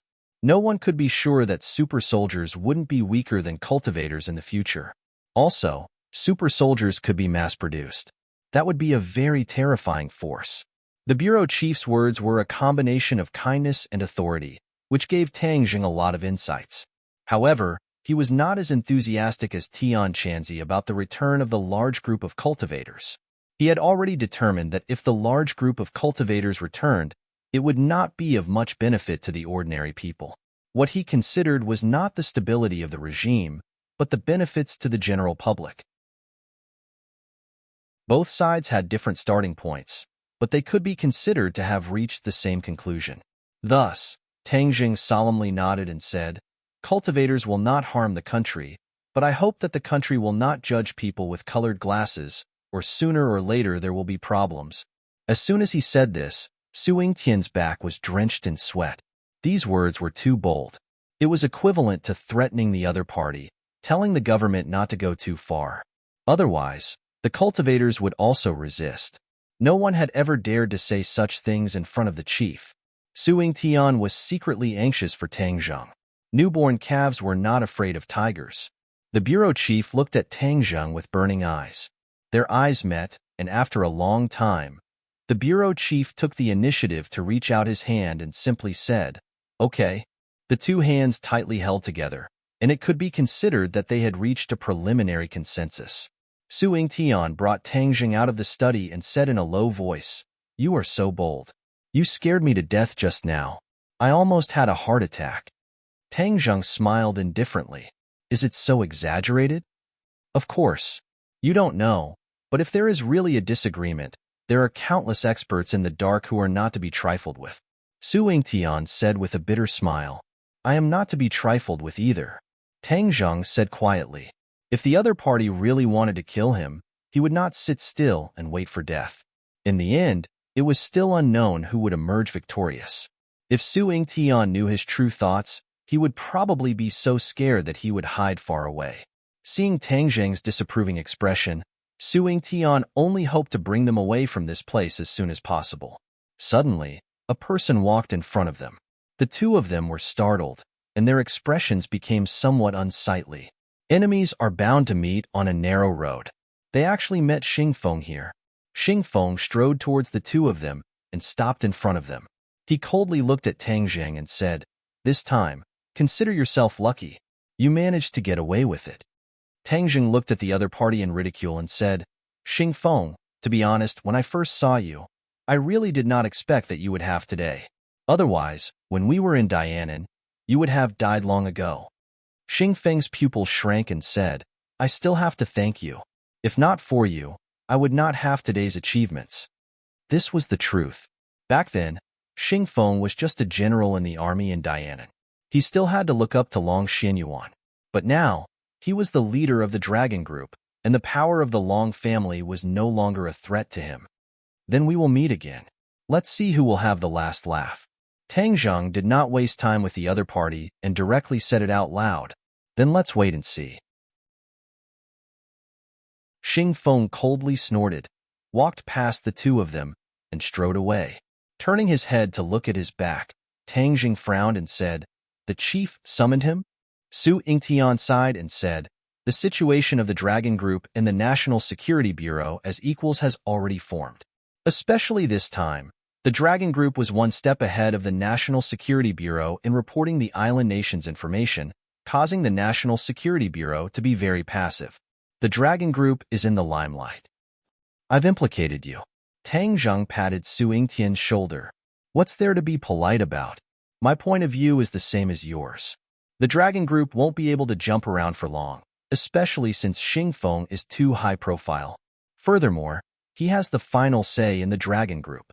The two of them returned to the hut, picked up Wu and Xiaobai, and left this heavily guarded place together. When they were about to part ways, Su Yingtian pulled Tang Jing and asked in a low voice, "I still have a question in my heart. Where did you place Wu Junshan and the others?" Wu Junshan and the others were a force that could not be underestimated, but it was as if they had disappeared from the face of the earth. Tang Jing smiled mysteriously and did not answer. He held Wu's hand and quickly disappeared in front of Su Yingtian's eyes. Su Yingtian shook his head. There was nothing he could do. In the same study room, the head sat on a chair behind the desk. Xingfeng carefully sat on the sofa and looked at the head in awe. The Li Palace has already sent back news. The Li Palace Master has already explained the matter of the island nation. This is only a personal grudge between the Li Palace and Wu Junshan and the others. It does not involve the country, so they use the power of the island nation. Before this, they did not know about the matter of the Yamada no Orochi. It turned out that before Tang Jing could say the truth, the Li Palace had already contacted the Dragon Group and explained the matter of the island nation. They wanted to remove the Li Palace from this matter and reduce the country's hostility towards the Li Palace. Hearing this, the head's face turned cold. Personal grudge. Xingfeng's heart thumped. The head was really angry. The actions of the Li Palace were contrary to the country's wishes. It was truly infuriating. Head, I believe that the Li Palace Master is not someone who does not know how to adapt to the situation. He would not do such a disgraceful thing as colluding with the enemy. Although he knew that the other party was angry, Xingfeng still had to bite the bullet and explain for the Li Palace. The head coldly looked at Xingfeng. Xingfeng hurriedly lowered his head and said, "The Dragon Group has conducted a detailed investigation of the Li Palace. What they said should be true. Furthermore, the Dragon Group has already begun to infiltrate the Li Palace." In time, this mysterious force will also be used by the country. The dragon group infiltrated the Li Palace. Xingfeng really dared to do something that had never happened before. The bureau chief glanced at Xingfeng with gratification. Xingfeng had many shortcomings, but there was one thing that Su Yingtian couldn't compare to. Su Yingtian's thinking was much more rigid, while Xingfeng was very daring and would often do many unexpected things. The infiltration this time was one of them, and it had enlightened the higher-ups. The few large organizations were impenetrable, and they were not controlled by the government. This made the government very passive. If this continued, it was hard to guarantee that nothing would happen in the future. Xingfeng's suggestion was exactly what the higher-ups wanted. That was why they valued him more and more. They even turned a blind eye to the fact that he had the final say in the dragon group. The head's expression finally looked better. He nodded approvingly and said, "Follow up on this matter closely." "Yes." Xingfeng hesitated for a while, then said hesitantly, "Tangzheng's matter. Put aside your feud with Tangzheng for now. Tangzheng is a force that can be won over." The head had made his judgment. Even if Xingfeng had thousands of words to say, there was nothing he could do. Understood. Xingfeng accepted the order dejectedly. "How's the progress on the Tree of Life?" the head asked. Xingfeng said dejectedly, "There's no progress. This is all Tangzheng's fault. I don't know what method he used, but we can't even get close to the Tree of Life. He has ulterior motives." Xingfeng seemed to have found another entry point to attack Tangzheng. But before he could finish, he was interrupted by the head. "This matter needs to be considered at length. The research on the Tree of Life cannot be stopped, but we can't become enemies with Tangzheng because of this." Xingfeng's words were blocked again. It was as if someone was strangling his throat. There was nothing he could do. Tangzheng didn't know how many times he had been on the verge of danger. He was almost killed by Xingfeng's scheming. He returned home with Marshall. But when he opened the door, he wondered if he had walked into the wrong house. Was this still his home? He didn't dare to admit it. His home in the past wasn't bad, but it was completely different from what he saw now. His home now was like a palace. Although it was a two-bedroom room, the smell was completely different. It was completely renovated and decorated. There were all kinds of decorations. Even Tangzheng, a layman, could tell that it wasn't ordinary. Of course, he didn't know that these materials, furniture, and decorations were all flown over from Sweden. The renovation cost was more than the price of buying this house. Marshall also looked at everything in front of her in disbelief and said, "Did we go the wrong way?"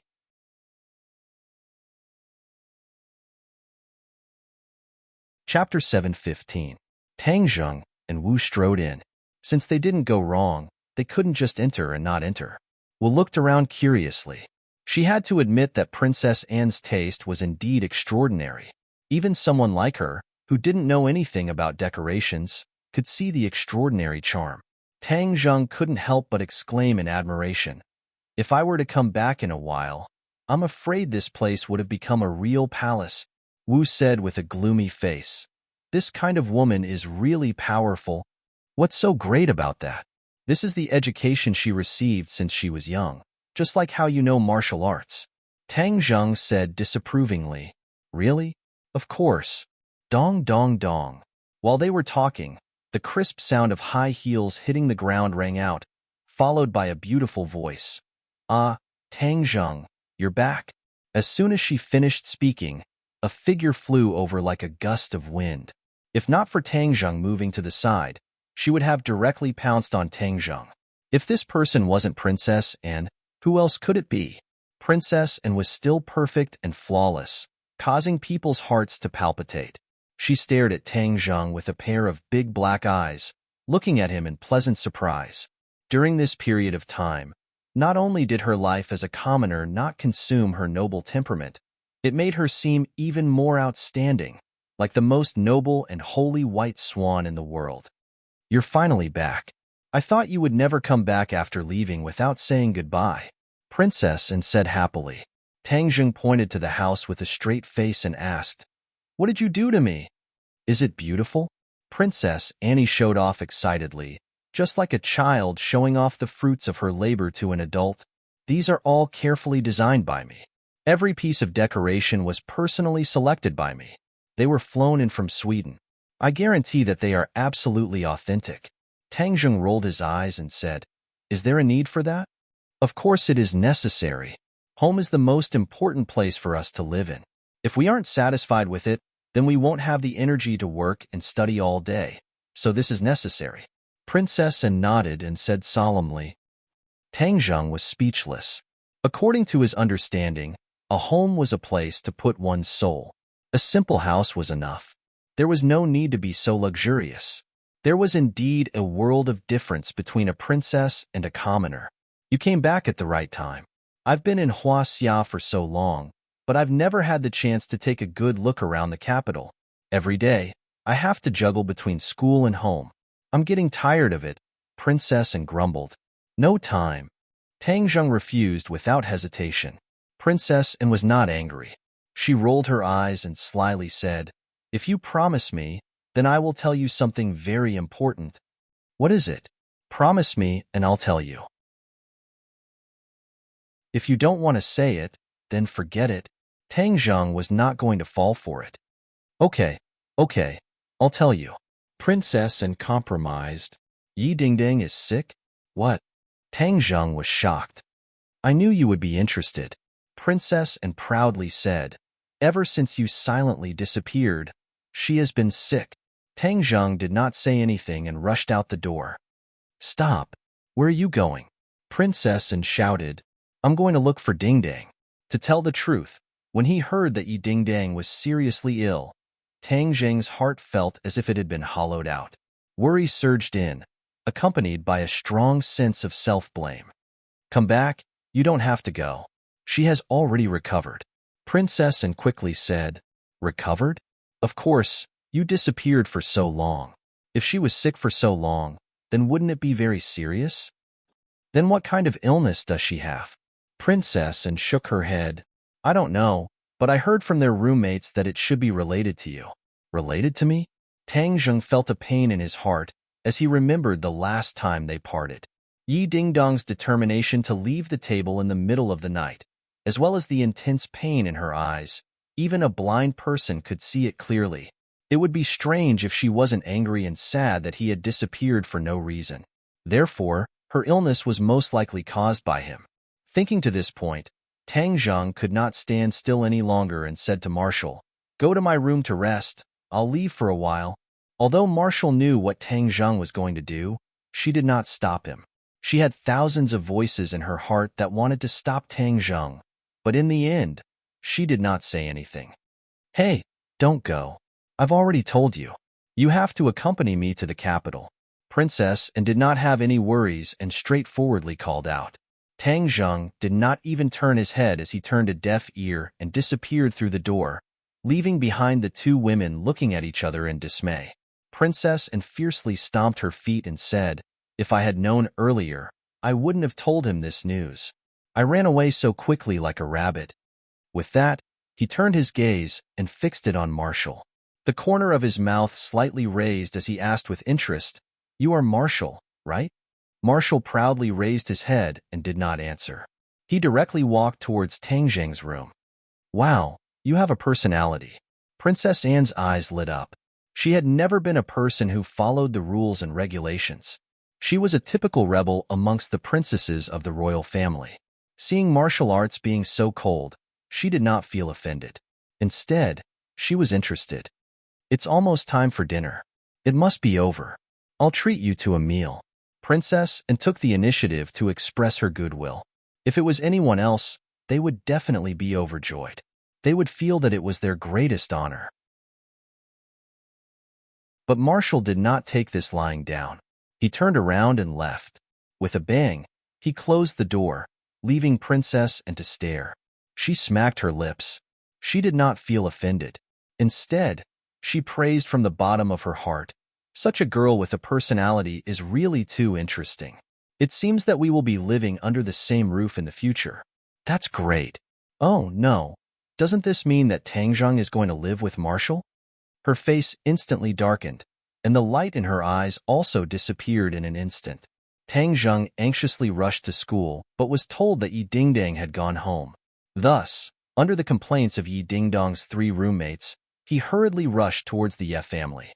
The Ye family's courtyard house was serene and quiet.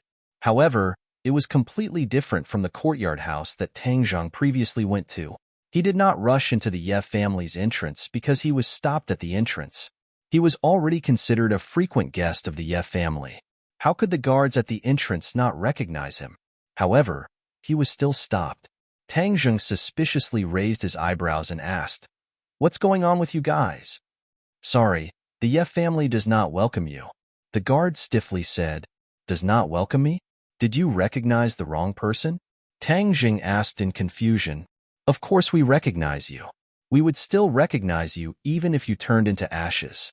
The guard unhappily said, "Aren't you Tang Zheng? The one we are stopping is you. The Ye family does not welcome you." Tang Zheng was speechless. Just what happened? How could there be such a big change in the blink of an eye? No, he had to see Yi Dingdang. Otherwise, he would not be able to sleep and eat in peace. "If you want to stop me, then don't blame me for being impolite." Tang Zheng was ready to force his way in. With a push of his hands, the guard was no match for him. With a bang, he slammed into the door and could no longer block his way. Tang Zheng rushed into the Ye family. In an instant, many people gathered from all directions and shouted angrily, "Stop! Do you think the Ye family is a place where you can come and go as you please? Stop right there." The crowd attacked, and Tang Zheng immediately fell into a sea of people. Seeing that he could not move forward, Tang Zheng was burning with anxiety and anger. "Since that's the case, then don't blame me for being impolite." Bang, bang, bang. His figure flashed and palm shadows flew. The people in front of him were sent flying one by one. After a while, there was no one who could stand up. Tang Zheng was about to move forward when suddenly, an angry roar exploded. "Stop!" Yi Tianlei walked out with an ashen face and scolded, "Tang Zheng, this is the Ye family. What are you doing? Are you deliberately offending the Ye family?" Yi Tianlei had never used such a harsh tone to treat Tang Zheng. Even when Tang Zheng did not like him, he did not do so. Looking at Yi Tianlei, Tang Zheng's heart skipped a beat. He braced himself and said, "Uncle Yi, how would I dare to offend the Ye family? It's just that when I wanted to come in, they just had to stop me." "The Ye family does not welcome you. Didn't they make it clear to you? Do you really think that you can do whatever you want just because you're strong in modification?" Yi Tianlei asked loudly. "Of course not." Tang Zheng flatly denied. "I just can't wait to see Dingdang." "You still dare to mention Dingdang? You still have the face to mention Dingdang?" Yi Tianlei was so angry that he could not restrain his anger as he asked. Tang Zheng was stunned. Yi Tianlei's reaction was too big. It was as if he was a different person. But he did not back down. He braced himself and said, "Uncle Yi, don't be angry. I know that I made Dingdang angry. I'm here to apologize to her." "Apologize? Where did you go before? You disappeared for no reason, and now you're here to apologize? What do you think my daughter is, Yi Tianlei? You want her to come and go as you please? You want to settle this with a simple apology?" Yi Tianlei angrily asked. "Of course not. I definitely don't have such thoughts. I had some urgent matters to attend to before. Otherwise, I wouldn't have come to see Dingdang only today," Tang Zheng patiently explained. But Yi Tianlei did not have the patience.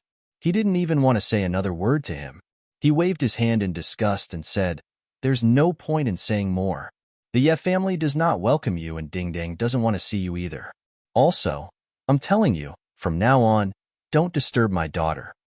"Uncle Yi, there's some misunderstanding between Dingdang and I. It'll be fine after we clear things up," Tang Zheng explained. "Misunderstanding? There's no misunderstanding. Tang Zheng, I misjudged you. You're really an expert at playing with a girl's feelings. I've seen plenty of people like you. If you don't leave, then I'll beat you up every time I see you." Yi Tianlei threatened as he clenched his fists.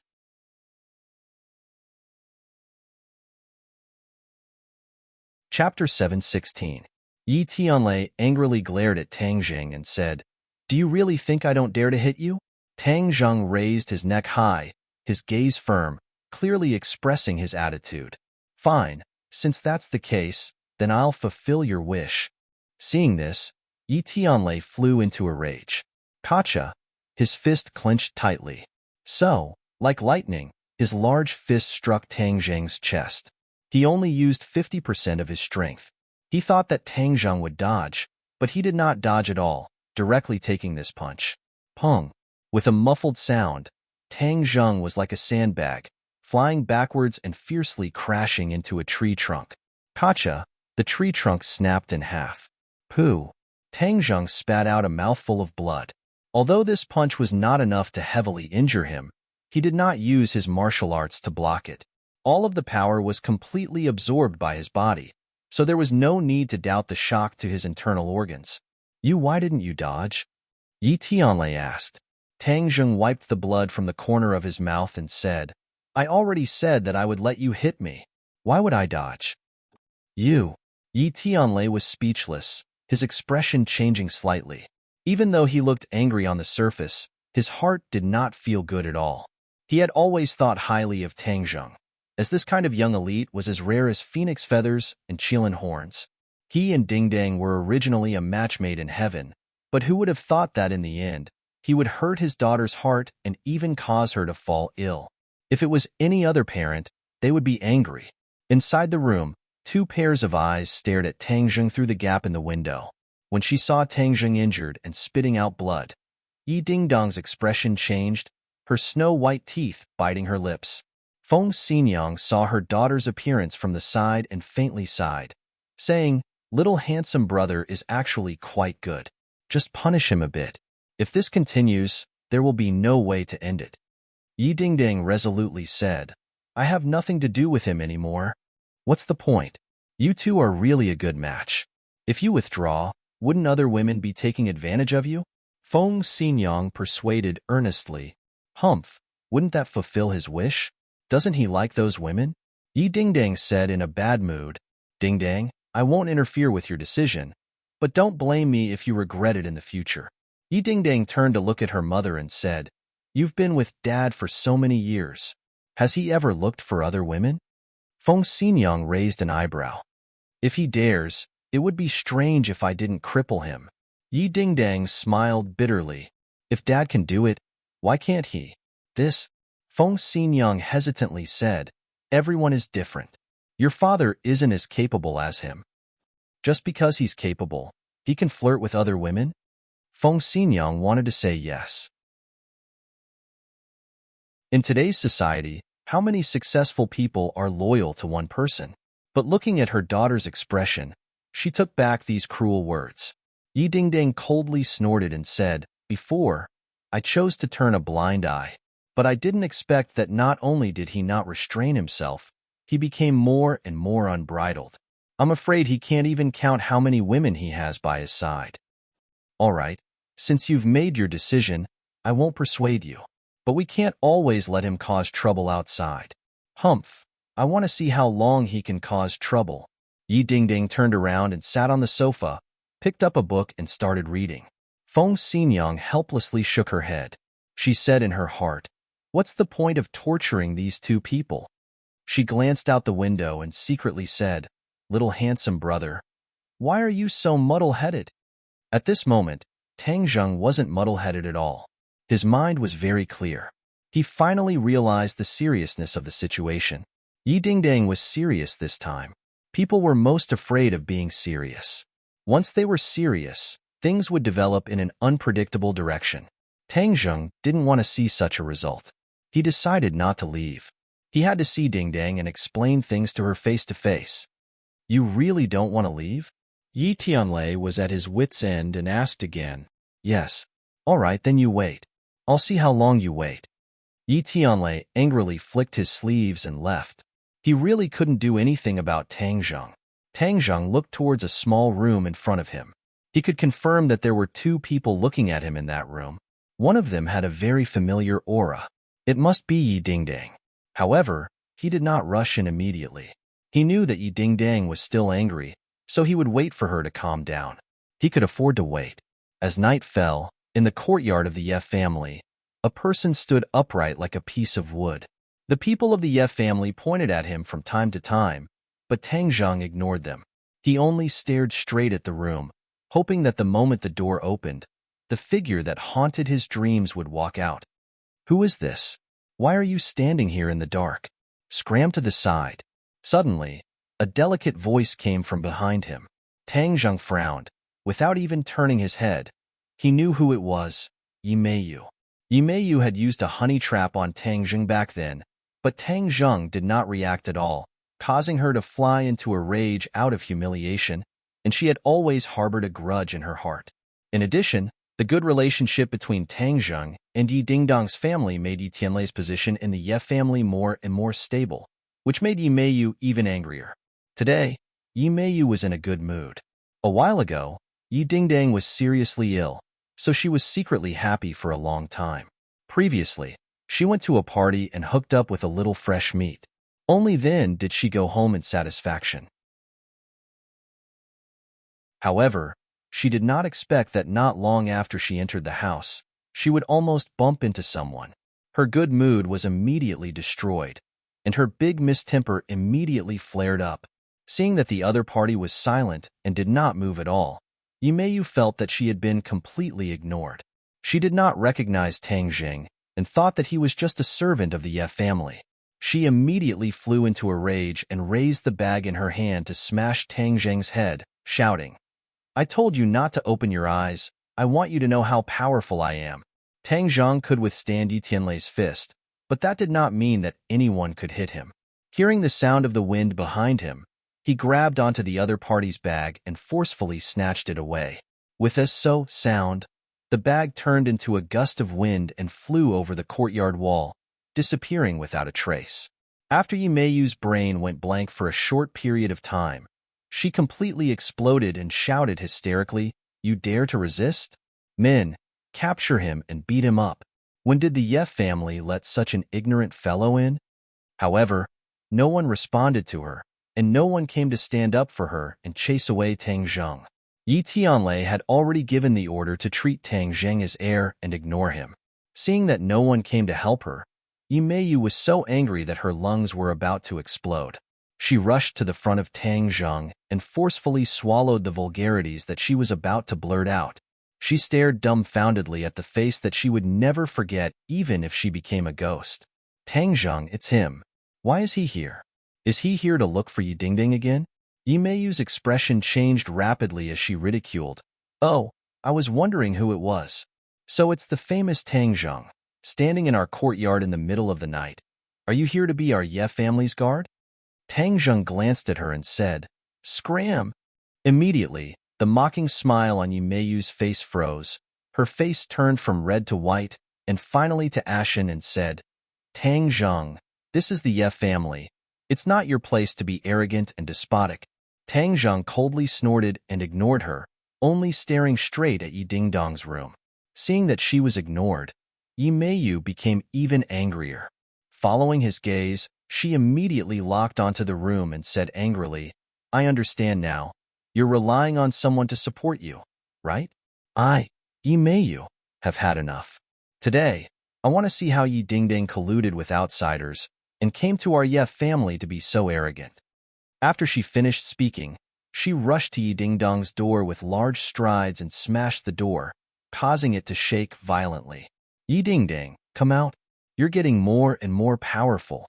You colluded with outsiders and came to the Ye family to behave atrociously. Do you think that the Ye family belongs to you, Yi Dingding?" Yi Meiyu complained indignantly. There was no movement in the room. "Yi Dingding, I know you're inside. You dare to do it, but don't dare to admit it? Are you a coward?"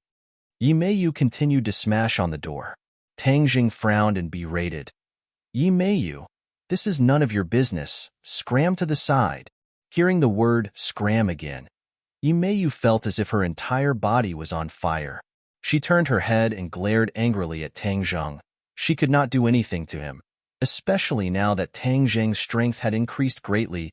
Even Yi Xuanji did not dare to look down on him, let alone Yi Meiyu. However, she could not do anything to Tang Zheng, but she was not afraid of Yi Dingding. Moreover, she had long been dissatisfied with Yi Dingding. With the new and old grudges added together, she completely exploded. She crazily slammed on the door, almost smashing it apart, and shouted, "Yi ding dang, get out here. Is it fun to be a coward?" Hearing his beloved being insulted like this, how could Tang Zheng just sit back and watch? He quickly rushed to the door, grabbed Yi Meiyu's collar, and berated, "Stop!" However, Yi Meiyu did not stop. Instead, she felt even more angry and humiliated, and grabbed Tang Zheng's face with her hand, shouting hysterically, "You guys are working together to bully me. I'll fight it out with you guys." Tang Zheng grabbed her hand. If he was caught, the sharp nails would definitely scratch Tang Zheng's skin, and that would be extremely embarrassing. Seeing that she was making trouble for no reason, Tang Zheng's face darkened, and he snappily scolded her. "If you don't listen to my advice, then don't blame me for being impolite. Why don't you be polite? Are you going to hit me or kill me?" "All right, Yi Ding Dang, you actually colluded with a wild man outside to kill me. You really have guts." Yi Meiyu clamored, purposely framing Yi Ding Dang. The commotion caused by the two of them was too big. All the servants of the Ye family were pointing at them from afar, but no one dared to come forward to help. This involved the open and hidden struggle between the two brothers of the Ye family. They did not dare to participate. "Stop."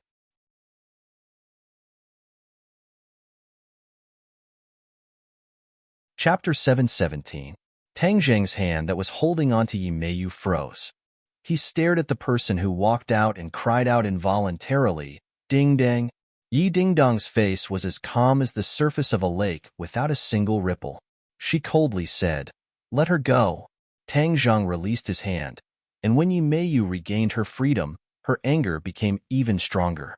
A single sentence from Yi Ding Dang was enough to make Tang Zheng obey, but he actually dared to make a move on her, Yi Meiyu. The difference between them was immediately obvious. "Yi Ding Dang, you colluded with outsiders to cause trouble in the Ye family.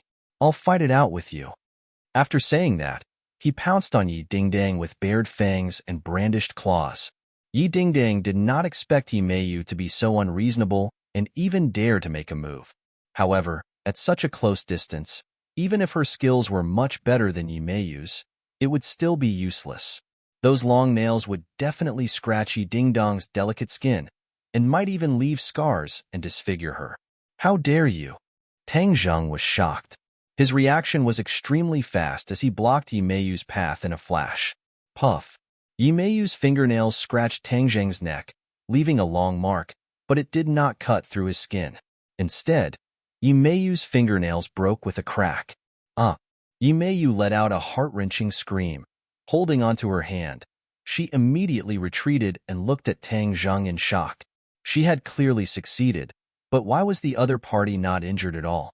That was impossible. However, she did not know that Tang Zheng had cultivated the primal chaos Vajra spell. Not to mention his fingernails. As long as he circulated his energy, ordinary weapons would not be able to harm him in the slightest. Yi Ding Dang saw that he had stepped forward bravely to protect her, and her heart couldn't help but be moved. She quickly looked at his neck, deeply afraid that something bad had happened to him. But seeing that there was no serious injury, she swallowed back the words of concern that were about to come out of her mouth. Tang Zheng turned around and looked at Yi Ding Dang with a burning gaze. When their eyes met, they could feel each other's breathing. Yi Ding Dang quickly lowered her head and said calmly, "You should leave. What's the point of continuing to cause trouble here? Instead, it will only make others laugh." "Ding Dang, listen to my explanation. There's nothing between me and Princess, and it's not like what you think." Tang Zheng immediately seized this opportunity and explained himself. Yi Ding Ding said calmly, "What is your relationship with her? What does it have to do with me? You don't have to explain it to me." "Ding Dang, I know you are still angry at me. The reason why I left this time was because I had something important to do, so I left without saying goodbye. I really had no choice but to do so. I only just found out that you fell sick after I left. It is all my fault. When you were at your weakest, I was not by your side. In the future, I will definitely spend more time with you."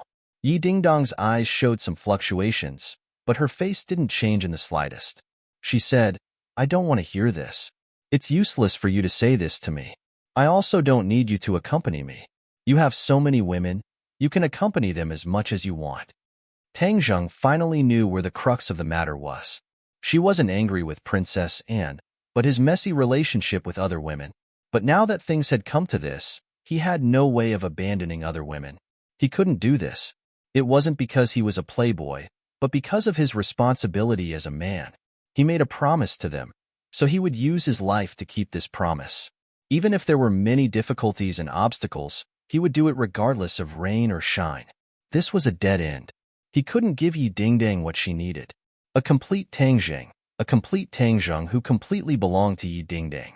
Looking at her expressionless face, Tang Zheng's heart ached. Even if he had the ability to reach the heavens, there was no way to resolve the current situation. Tang Zheng wasn't a domineering person. On the contrary, he was very good at taking care of other people's feelings, especially the feelings of women. He and Yi Dingdang definitely had feelings for each other. After going through so much together, their feelings for each other weren't shallow. But for various reasons, he couldn't meet Yi Dingdang's expectations. Or it could be said that Yi Dingdang had misophobia when it came to relationships. She wouldn't allow her man to be owned by another woman. She needed a complete man. Tang Zheng had a deep sense of frustration. No matter how many difficulties he had experienced in the past and how he had hovered on the edge of life and death, he had never been so depressed. Looking at Yi Dingdang's eyes in a daze, Tang Zheng asked, "Can you really not forgive this?" Yi Dingdang heard the strange emotion in his voice and raised her head. Their eyes met. Yi Dingdang's heart ached, but she still asked loudly, "How do you want me to forgive you? Do you want me to watch you fool around with other women in the future? Do you want me to sleep with other women? Yi Dingdang, can't do it. Maybe I thought I could do it in the past, but later I realized that I can't do it. My feelings can't be tarnished." "My feelings for you are real," Tang Zheng added, "but it's already been divided into several parts. I need a complete one. Can you give it to me?" Yi Dingdang seemed to have thrown caution to the wind and expressed her feelings completely. Tang Zheng was speechless. He couldn't give her a complete one. This was a dead knot. Yi Dingdang looked at him mockingly and said, "You have nothing to say now, right? Since that's the case, why are you still pestering me? There won't be a result in the end anyway." "I don't like things that don't end well. Are you serious?" Tang Zheng asked unwillingly. Yi Dingdang raised her head high and said, "When have I, Yi Dingdang, ever not been serious? Yes. Back then, when she was with Tang Zheng, she was incomparably serious. Of course, now that they were going to separate, she was also serious. Although there were 1,000 voices in her heart telling her not to do this, she still insisted in the end. This was Yi Dingdang. If she compromised, she wouldn't be Yi Dingdang. "All right, since you're so insistent, I can't do anything about it." Tang Zheng compromised. Although he was extremely unwilling, this was an unsolvable problem. No matter how hard he tried, he still couldn't solve it. This was because he couldn't give up on other women. "Dingdang, this is a sword that I specially chose for you. This is my final gift to you. When I'm not by your side in the future, this clear wind sword will protect you for me." Tang Zheng took out the clear wind sword. He had specially chosen it for Yi Dingdang in the Langya Pavilion because it was very compatible with the wind-chasing sword technique. Yi Dingdang looked at the clear wind sword and shook her head. "I don't need it." Tang Zheng didn't allow her to refuse and stuffed it into her hands. It was cool and gentle to the touch. Her skin moved his heart, but he wouldn't be able to touch it in the future. He reluctantly let go of his hand. Yi Dingdang looked at the clear wind sword in her hands and then looked at Tang Zheng's persistent eyes. Her heart softened and she said, "All right, I'll accept your gift. Thank you." Tang Zheng's lips twitched and he forced out a smile. His smile was uglier than crying and was 1,000 times more bitter as he said, "Then take care of yourself. You too."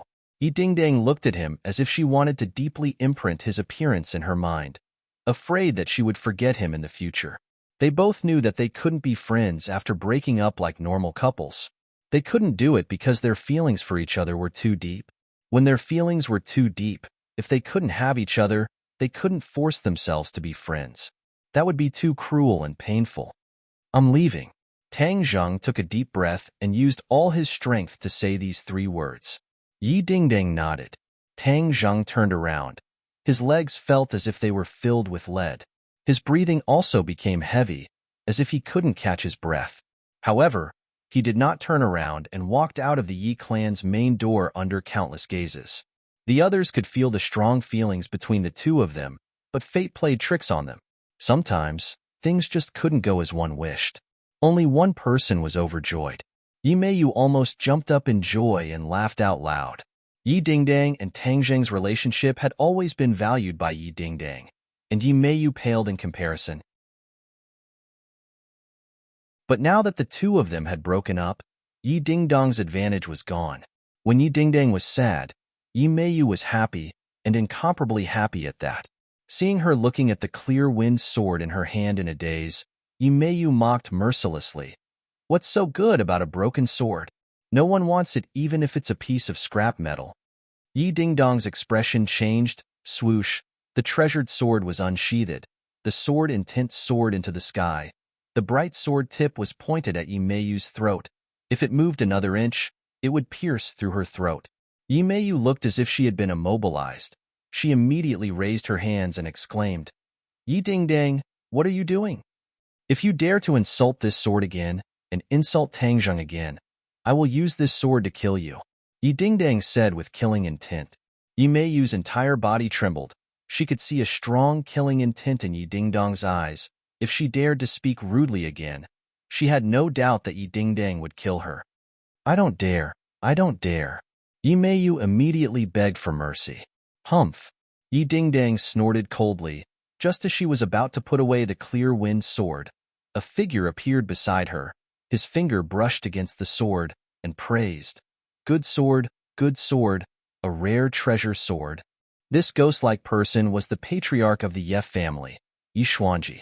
Yi Meiyu was so embarrassed that her cheeks flushed red. Just now, she had said that the sword was a piece of scrap metal, but now, the patriarch praised it as a treasure sword. However, no one cared about Yi Meiyu's embarrassment anymore. Yi Tianlei and Feng Xinyang also walked over. Feng Xinyang's eyes were moist. Looking at her daughter, her heart felt like it was being stabbed by a knife. However, in the end, their gazes were still attracted by the clear wind sword, and their eyes could not help but light up. The two of them did not use weapons, but they still had good eyesight. This clear wind sword was definitely the best treasure sword they had ever seen in their lives. This is too precious, Yi Tianlei exclaimed. Dingdang, can I take a look? Yi Xuanji asked for his opinion. Yi Dingdang nodded. When Yi Xuanji received the clear wind sword, his expression changed greatly. The clear wind sword was as light as air. He had never heard of such a sword before. Immediately, he knew that he had underestimated the value of the sword. This was not an ordinary treasure sword, but a peerless treasure sword. It was a divine weapon that countless warriors yearned for even in their dreams.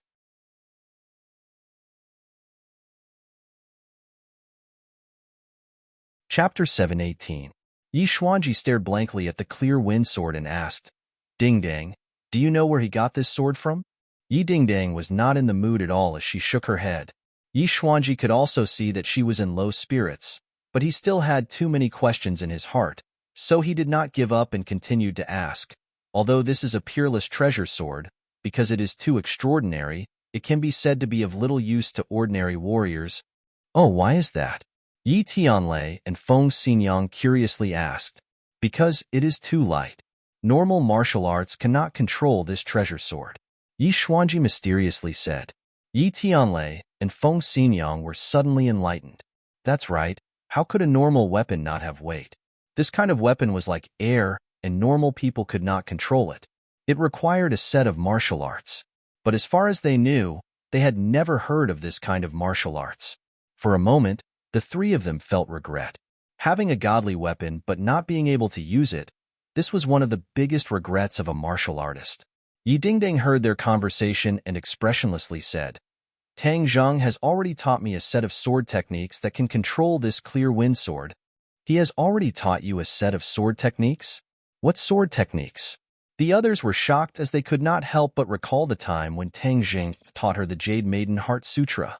The Jade Maiden Heart Sutra was a rare martial art book for normal martial artists. But in Tang Zheng's hands, it was like a cabbage that was casually given away. The sword technique this time must be even more extraordinary, but Tang Zheng had already taught it to Yi Dingdang without anyone knowing. Even the other members of the Ye family did not know. This was just too shocking. Wind-chasing sword technique. Yi Dingdang indifferently said as she turned around and left. Dingdang, your clear wind sword. Yi Xuanji quickly returned the clear wind sword to her. Although he knew that the clear wind sword was a peerless divine weapon, he would not covet this weapon. Yi Dingdang then took it and rushed into the room with large strides. With a bang, the door was shut tight. The others looked at each other, speechless. Yi Meiyu looked at the tightly shut door with red eyes, thinking that Tang Zheng was really blind to actually be so good to Yi Dingdang. Not only did he give her such a precious sword, he even matched it with a corresponding martial arts. Why didn't he have this kind of luck? The heavens were unfair. Tang Zheng opened the door in a daze and saw Princess and sitting on the sofa, watching TV intently. Princess and was wearing a silk nightgown. It was very light and even a little translucent. Her underwear was faintly discernible, and it was very eye-catching. However, at this moment, it did not attract Tang Zheng's attention at all. Tang Zheng walked past her in a daze, not even looking at her. Tang Zheng, what's wrong with you? And no longer called Tang Zheng an immortal, but called him by his name. Tang Zheng ignored her. In fact, deep down in his heart, he still blamed Princess and, if not for her arrival, he would not have ignited the fuse and caused Yi Dingdang to leave him. However, deep down in his heart, he also understood that he was just twisting words and forcing logic to excuse himself. At the end of the day, the crux of all of this was him. If he did not have so many romantic debts, Yi Dingdang would naturally not have left him. Therefore, he forcefully suppressed the disappointment and anger in his heart and did not lose his temper at Anne, and looked at him with a strange expression. How could she, who was extremely smart, not see through Tang Zheng's abnormal reaction? There's a problem. Didn't he go to see Yi Dingdang? Could it be that he had a conflict with Yi Dingdang? And guessed, if there's anything, you can tell me. I can also help you solve your problems. And volunteered and blocked Tang Zheng's way. Tang Zheng casually pushed her away and pressed his hands on her chest. However, the moment he touched her, he pulled away without any improper thoughts. Princess and immediately froze. She watched as Tang Zheng entered the bedroom and closed the door. Her mind was still blank. He actually touched my chest. She, who had been pampered since she was young, had never been taken advantage of by other men. She had a strange feeling in her heart. However, Westerners were much more open-minded in this aspect than Easterners. She did not really hold Tang Zheng responsible for this matter. She only looked at the closed door with a complicated expression. Her hand couldn't help but rub the place where Tang Zheng had pushed her. Inside the room, Marshall was originally lying on the bed. She thought that Tang Zheng would not come back tonight, so she felt a little disappointed. However, when she saw that Tang Zheng had returned, she jumped up from the bed like a carp. But when she saw Tang Zheng's expression, she was stunned. She had been with Tang Zheng for so long, but she had never seen such an expression on his face. It was as if he had lost his soul. Wu's heart skipped a beat as a strong sense of unease and worry welled up within him. She quickly supported him and asked, "What happened to you?" Tang Zheng shook his head and said, "I'll rest for a while." After he finished speaking, he laid down on the bed, his eyes wide open as he stared at the ceiling. Wu was shocked and quickly touched his forehead. He didn't have a fever, but his dark and lifeless eyes made her feel confused. "Tang Zheng, just what happened?" She snuggled up to the bed and stared at him as she asked.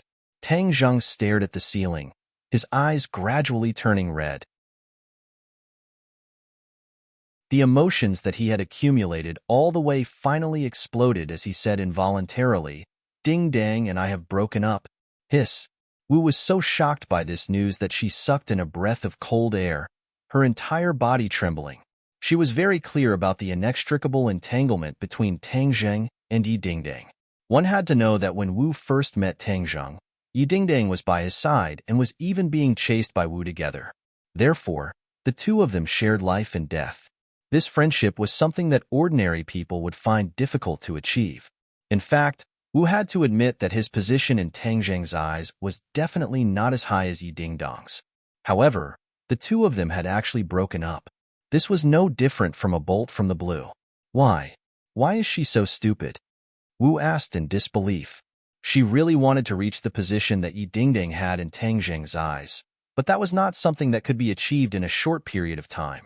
She did not expect that Yi Dingdong would have such a great advantage, but would voluntarily withdraw. It's not that she's stupid, it's that I'm a bastard. I'm too greedy. Tang Zheng muttered. He was indeed greedy. He couldn't bear to let go of any woman beside him unless they took the initiative to leave him like Yi Dingdong. Then there was nothing he could do. Of course, after he urged her to stay, he wouldn't pester her. That wasn't his style. Everyone had their own choices.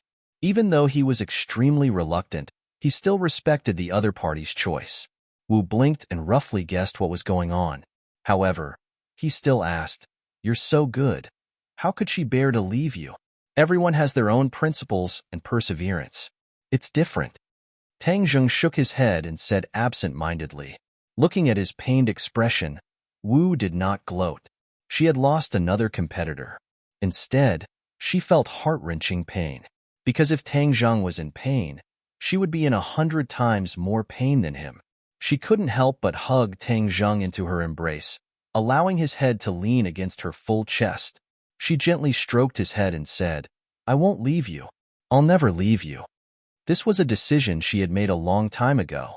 At this moment, she couldn't help but say it out loud. It was extremely natural, and there wasn't the slightest bit of inconsistency. Tang Zheng's heart moved. He raised his head, looked at her beautiful face, and asked, "Really?" Wu nodded heavily without hesitation. "Absolutely." Tang Zheng squeezed out a smile, closed his eyes, and fell asleep. During this period of time, he was simply too tired. His nerves were highly concentrated, and his body and mind were exhausted. After experiencing the unforeseen event with Yi Dingdong, his body and mind were even more exhausted. He couldn't help but fall asleep in Wu's embrace. Wu's embrace was very warm and soft, giving him an unprecedented sense of peace.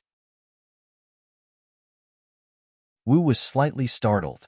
Looking at him sleeping soundly like a mischievous boy, the corner of his mouth couldn't help but reveal a smile. He hugged him even tighter, pressed his face against his face, and smelled the scent of his body. His heart was exceptionally satisfied. Early in the morning, the first ray of sunlight shone in through the window. Tang Zheng opened his eyes in a daze. Why is it so soft? He rolled his eyes and discovered that he was actually lying in Wu's embrace. His head was resting on her chest, and that beautiful hemisphere had been pressed to the point of being deformed. He suddenly realized what had happened last night. He had actually fallen asleep just like that. She had hugged him all night. He slightly got up, wanting to crawl out of her embrace, but heard a groan. Wu Yu woke up, and when she saw Tang Zheng on her chest, her face immediately flushed red. She looked flustered and stammered, "You're awake?" Tang Zheng squeezed out a smile and said, "Yes, I'm awake." After saying that, he quickly got up from her body. "Thank you for last night. You should have woken me up. You must be exhausted after sitting like this for an entire night." "I'm fine. Seeing how tired you are, I can't bear to wake you up." Wu Hou did not finish her sentence. In fact, she also enjoyed the feeling of Tang Zheng lying in her embrace. If the two of them could lie together like this for the rest of their lives, it would be a great blessing. "Last night, Wu said hesitantly. Tang Zheng waved his hand and said, "Everything is in the past. A new day, a new beginning." Obviously, after a night of adjustment, Tang Zheng's emotions had recovered by 70 to 80%. As a man, he would not be so wishy-washy as to immerse himself in pain. That was not his style. No one who was decisive enough to kill would do that. "I'm going to class today. You can arrange your own time." Wu nodded in agreement. Opening the door and walking out, Princess and immediately stared at the two of them with a thought-provoking gaze. Last night, the two of them had actually slept in the same room. She did not need to waste her brain cells to guess what had happened. In fact, in the middle of the night, she really wanted to listen to the corner of the wall. However, she had renovated the room and the soundproofing effect was too good. She could not hear anything. Looking at Wu's exhausted appearance, Princess and understood tacitly. She thought that the two of them must have tossed and turned for the entire night. Her eyes subconsciously looked towards Tang Zheng's lower body.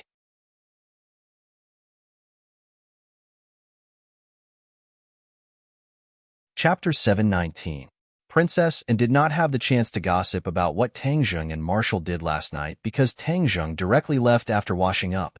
Princess and immediately chased after him, but found that he had already disappeared. She could only fiercely stomp her feet to vent the dissatisfaction in her heart. Early in the morning, Tang Zheng returned to room 502. His roommates were still sleeping soundly. When they saw Tang Zheng, they all jumped out of bed as if they had seen a ghost.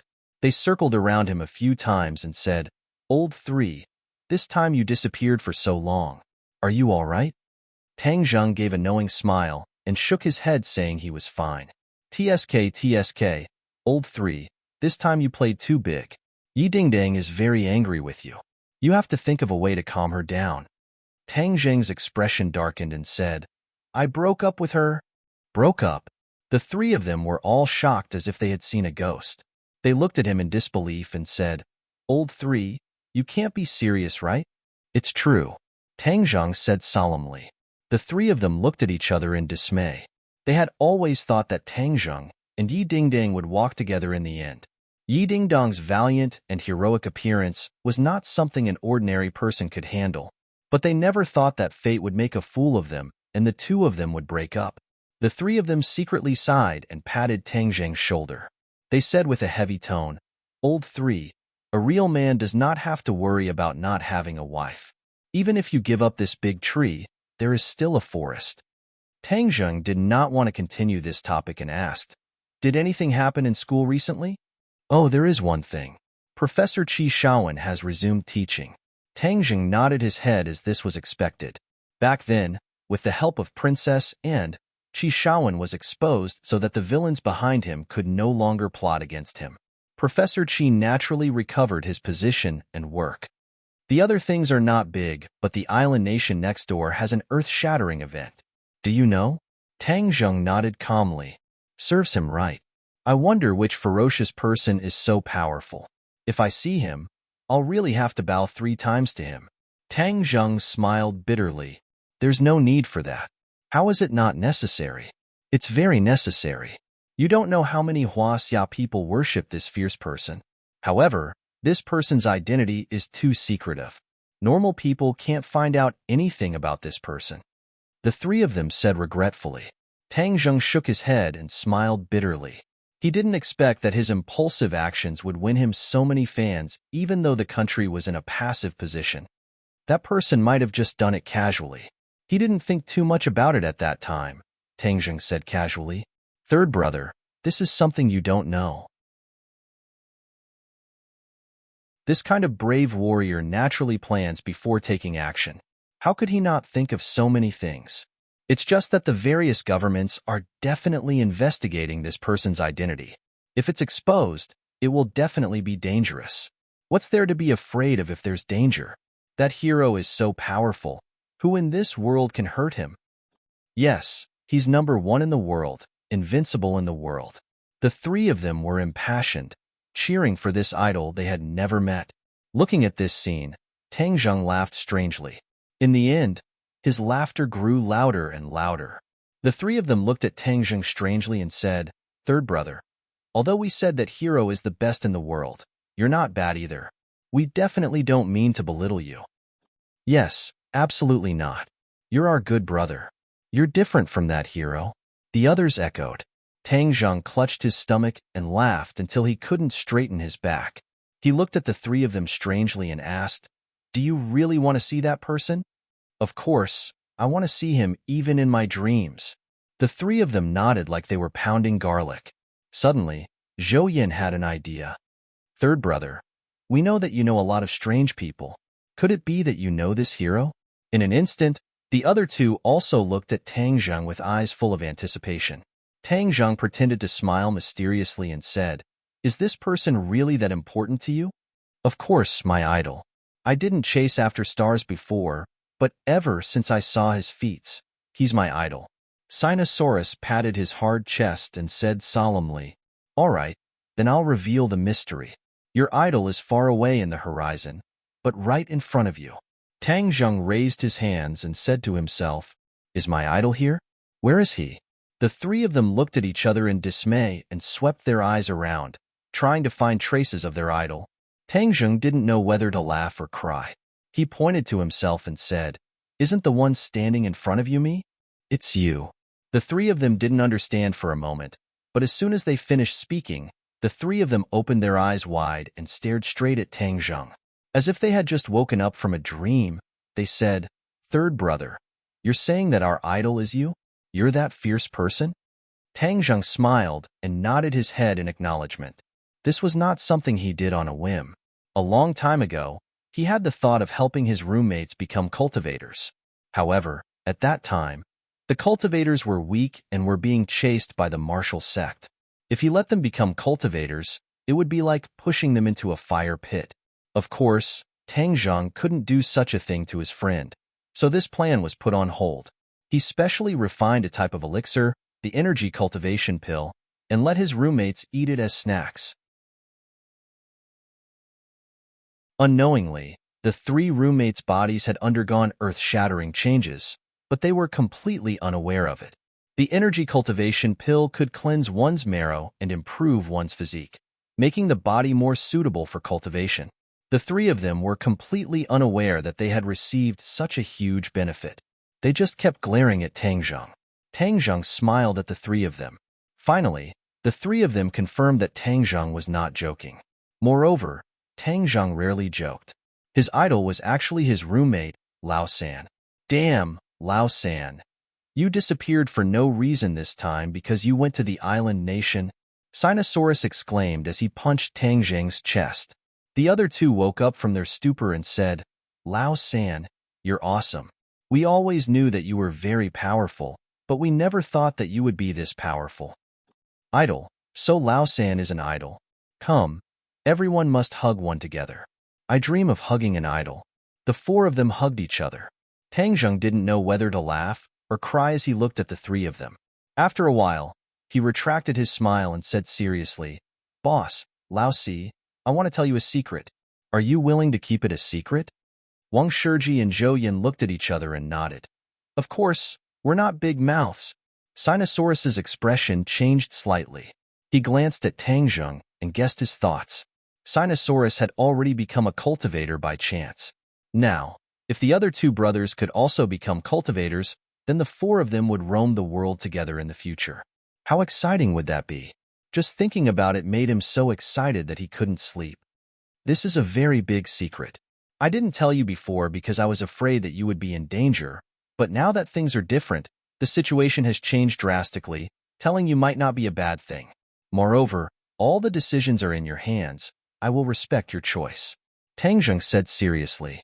Seeing Tang Zheng being so serious, Zhou Wang and Wang Shiji's expressions gradually became serious as they listened attentively to Tang Zheng's explanation. There are three types of people in this world. One is an ordinary person, and the other is a martial artist. You are relatively familiar with these two types of people, but there is a third type of person that you have never heard of. What is the third type of person? The two of them asked curiously at the same time. Cultivator. Tang Zheng said resolutely, cultivators are very different from the first two types of people. When their strength is cultivated to the extreme, they can move mountains and overturn seas. A single person can resist thousands of soldiers and horses. In short, this kind of person's strength seems to have no upper limit. It is completely beyond the imagination of ordinary people. The two of them were dumbstruck. This information had completely overturned their previous understanding. Zhou Yin had an idea. He stared at Tang Zheng and asked, "Lao San, then you are a cultivator?" Tang Zheng nodded truthfully. "Not only am I a cultivator, Lao Er has also been a cultivator for a long time." Lao Er? Their gazes immediately locked onto the tall Sinosaurus. Sinosaurus scratched his head in embarrassment and said, "Lao San and Lao Si, don't be angry. We didn't tell you the truth this time because we had no choice. Moreover, I only became a cultivator at the beginning of this semester. All of this is thanks to Lao San, otherwise I would have lost my life long ago. F***CK. Doesn't that mean that we have 2 cultivators in our dorm? Of course. Tangjing nodded and added, furthermore, how many cultivators we have in our dorm in the future will depend on your attitudes. The 2 of them were not idiots. They immediately realized the crux of the matter and quickly asked, you mean that the 2 of us can also become cultivators like you, and have the ability to move mountains and fill seas? I have already made preparations for you. Do you still remember the pills I gave you before? That is the Peiyuan Dan. It has already transformed your bodies. In the future, your cultivation will be twice as fast with half the effort. Tang Zheng explained. Peiyuan Dan? Not only Wang Zhou and Zhou Yan, even Sinosaurus had a face full of surprise as he exclaimed, the little bean-like thing you gave us before was actually a pill to help us improve our physique. You're being too good to us. We're all brothers, so this is what we should do. Lao San, Lao Si, then discuss it and see if you're willing to become a cultivator? Zhou Yan asked, are you saying that we can gallop around the world like you in the future? Of course. But why did you tell us before? What exactly happened to the situation? It's hard to explain in a few words. But one thing is certain, the world of the past will never return. Cultivators will quickly rise in this world and have a place for themselves. Tang Zheng said resolutely.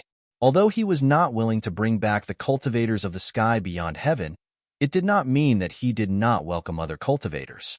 If the other party was a native cultivator of this world, then he would definitely welcome them with open arms.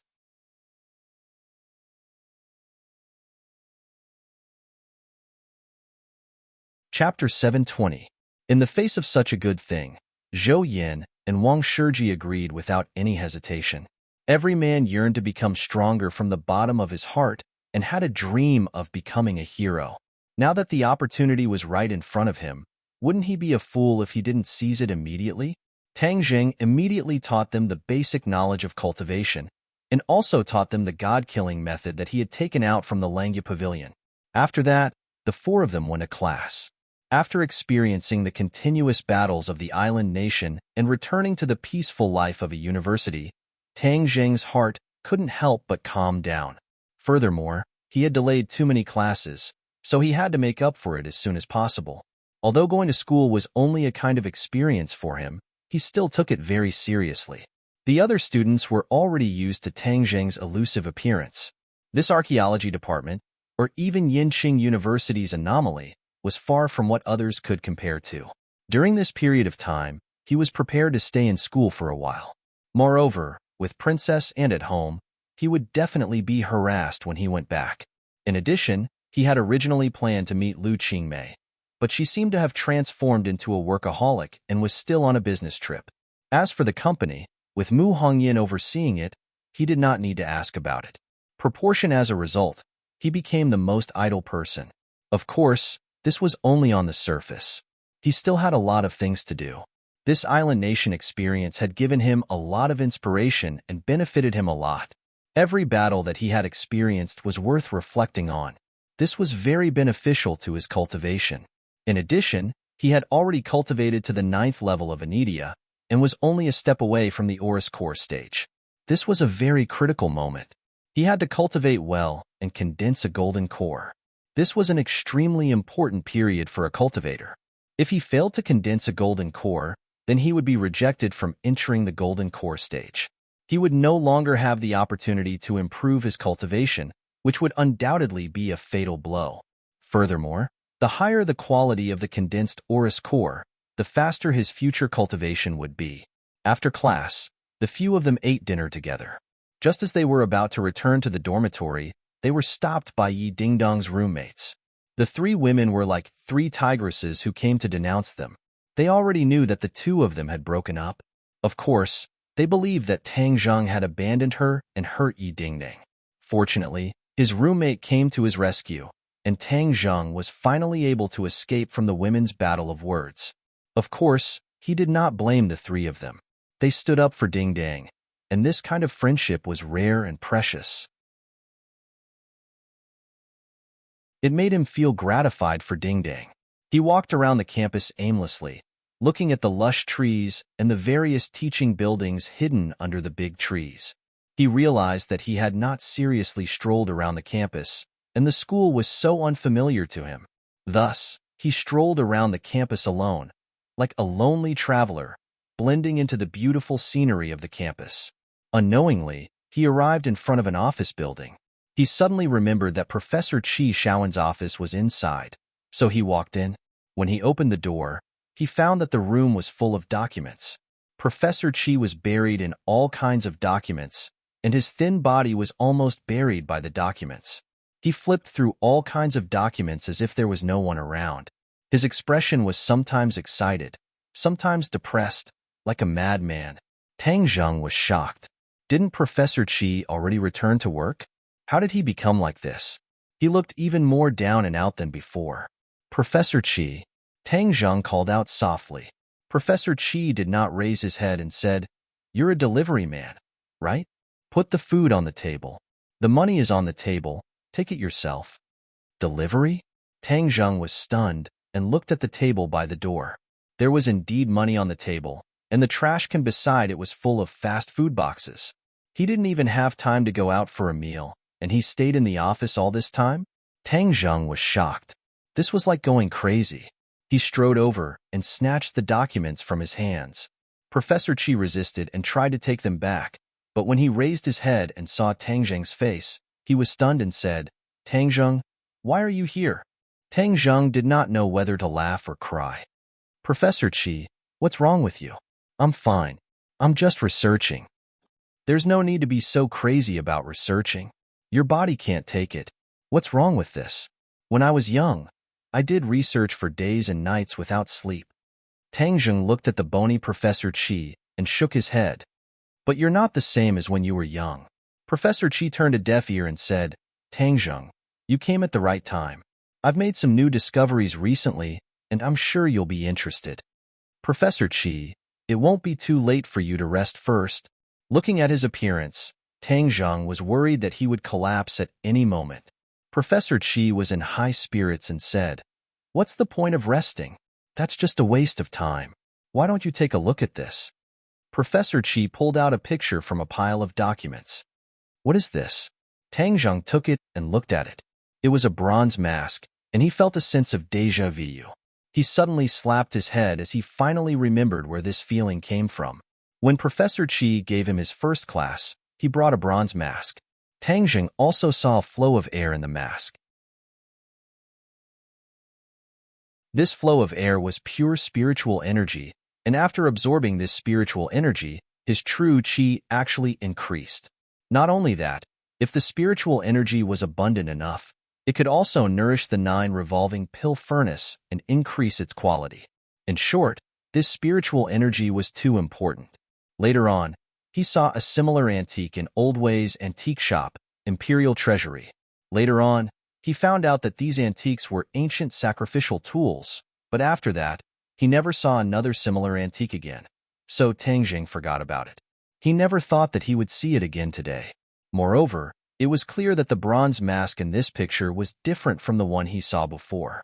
Seeing Tang Zheng's expression change, Professor Chi proudly said, "Haha, I knew you'd be interested." "Professor Chi, did you find this kind of mask again?" Tang Zheng curiously asked. Professor Chi nodded. "Of course. Actually, this is a big surprise." "Oh, why do you say that?" Tang Zheng was also interested. One day, someone went to Old Way's Imperial Treasury to sell antiques, and one of the items was this mask. Old Way remembered that you liked this kind of thing, so he bought it on the spot. However, there was a pleasant surprise, and that was that there was another item, which was this. Professor Chi flipped through another photo. This was a painting that had been taken. On it, there was a rough outline of a scene. This was the construction of a palace. The palace towered into the clouds, and the materials were very large. Giant stones and giant trees, giving people a very shocking feeling. In front of the palace, there was a tall altar, and according to the scale of the picture, this altar was the size of 10 football fields. A group of people stood on the altar, densely packed, but the appearance of these people could not be seen clearly because each of them was wearing a bronze mask. Hiss! Tang Zheng sucked in a breath of cold air. With so many bronze masks, how much spiritual energy did they contain? If they were to absorb it, then the effect would be too great. How is it? Professor Qi stared at Tang Zheng with a burning gaze and asked with a bit of pride. Tang Zheng suddenly raised his head and stared at Professor Qi. Is this picture real? Professor Qi nodded seriously. This is a documentary picture, and everything in the picture should be compared to the real thing. Although the things in the picture are too shocking, I believe that it is real. Tang Zheng also had this kind of intuition. There are many parts of Huaxia's history that are not very clear, and it is intermittent. Especially the ancient era, it is basically blank, and many of them are filled in by myths, as if someone is deliberately hiding the history of the ancient era. However, that period of history is often very fascinating to historians, but there has been no strong evidence to prove or study that period of history. This painting gave me an idea. Perhaps this is the key to unlocking that magnificent and mysterious period of history. Professor Qi's eyes were shining, and his thirsty look made people unable to help but laugh. Ancient era. Tang Zheng subconsciously muttered. He remembered Qiyu, 100 Change Star-Lord. Weren't they people from the ancient era? They definitely knew about that history, and now Tang Zheng's body had the heart of Qiyu. He also urgently wanted to know about that history. In addition, he was also a Skywalker, and Qiyu was also a Skywalker. How did Skywalkers come to be? What secrets did Skywalkers have? Modern people couldn't answer, but maybe if they traced back to the ancient era, they would be able to find something. Are you interested? Professor Qi asked. Tang Zheng nodded. Where is the person who sold these antiques? Professor Qi's face darkened. Gone? Gone? Tang Zheng was disappointed. How can you let him go? This is a big discovery. Professor Qi said helplessly. I also asked Old Wei the same thing, but at that time he didn't completely discover the value of these antiques, so he didn't let the seller stay, and according to Old Wei, the seller didn't come with good intentions. He was not a good person. Tang Zheng didn't care. He himself was not a good person. Why would he be afraid of evil people? Since Old Wei has seen the seller, then let's go find him and see if we can find any useful information. Also, these antiques must be with him. I can also go and take a look, Tang Zheng said impatiently. Professor Qi's face lit up with joy. Okay. The two of them immediately took the photos and rushed out, heading straight to Old Wei's Imperial Treasure House. At dusk, the two of them finally arrived at their destination. They saw Old Wei sitting at the door with his legs crossed and a cup of tea in his hand, looking at the people coming and going. There were still a few customers in the shop, but with the waiter taking care of them, he didn't need to worry about them. When he saw the two of them, Old Wei put down the cup of tea and quickly walked over. He couldn't help but look at Tang Zheng with joy.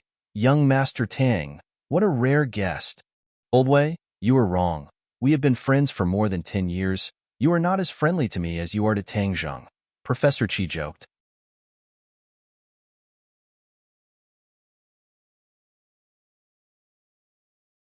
Chapter 721. After the host and guest sat down, Tang Zheng impatiently took out the photo and asked, Old Wei, is this still with you? Old Wei immediately beamed with joy and said, Of course it is. When young Master Tang was interested in this kind of thing, I took note of it. This time there was a seller selling it, so I directly bought it. Saying this, he directly took out a bronze mask from a wooden box. Tang Zheng took the mask and was overjoyed. This was indeed the thing he was looking for. On top of the mask, there was a flow of spiritual energy. When his hand touched the mask, the spiritual energy quickly merged into his body and turned into true qi. Seeing Tang Zheng's pleasantly surprised expression, Old Wei's heart finally fell to the ground. Those in the antique business made friends with people from all walks of life. Of course, there was no lack of trouble. If he could have a strong helper like Tang Zheng, then there would be less trouble in the future. That was why Old Wei spent so much effort to befriend Tang Zheng. Tang Zheng, what do you think? Professor Qi curiously asked. Tang Zheng suddenly raised his head and handed the mask to Old Wei and nodded. This is it? Professor Qi smiled and said, I told you my eyes were right. Wasn't it because I recognized it first? Otherwise, it would have slipped away from under my nose. Old Wei said as if he wanted to take credit. Professor Qi said, You've got good taste this time, all right? We came here for more important things. Old Way smiled mysteriously and blinked. I already guessed that you would come looking for me. Oh, Professor Chi raised his eyebrows. You can even predict? Then why don't you tell us why we came looking for you? Old Way's finger tapped on the bronze mask a few times and said with a mysterious smile, You came to ask about the origin of these things? Didn't you say you didn't know? Professor Chi asked. Haha, is there anything in the antique business that I don't know? Old Way boasted. So you know.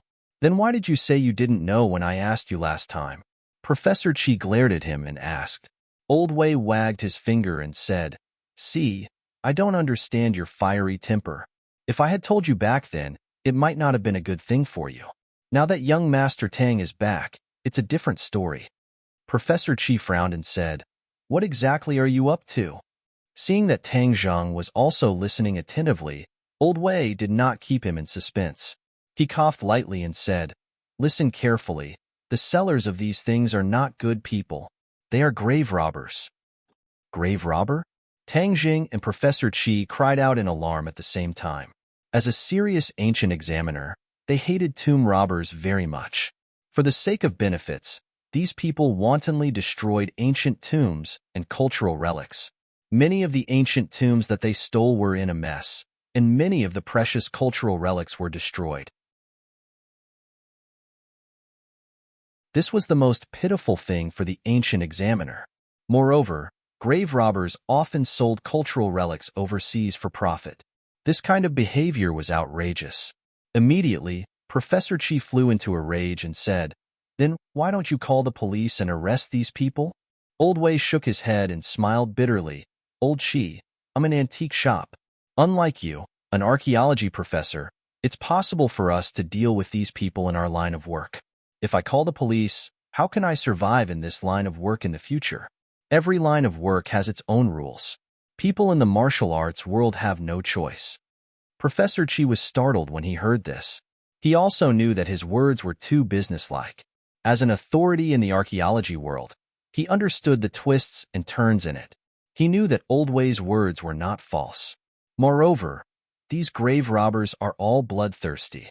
If they know that I'm the one who called the police, I'm afraid that my old life will be in their hands in the end. Old Wei added. Professor Chi's face turned red and said, Old Wei, I didn't think it through. Please don't take it to heart. As an old friend for decades, he naturally did not want Old Wei to put himself in danger. Do you think I don't know you well? Old Wei waved his hand indifferently. His gaze turned and fell on Tang Zheng. Young Master Tang is different. I'll tell young Master Tang about these grave robbers. He will definitely have a way to deal with them. Tang Zheng smiled faintly and nodded.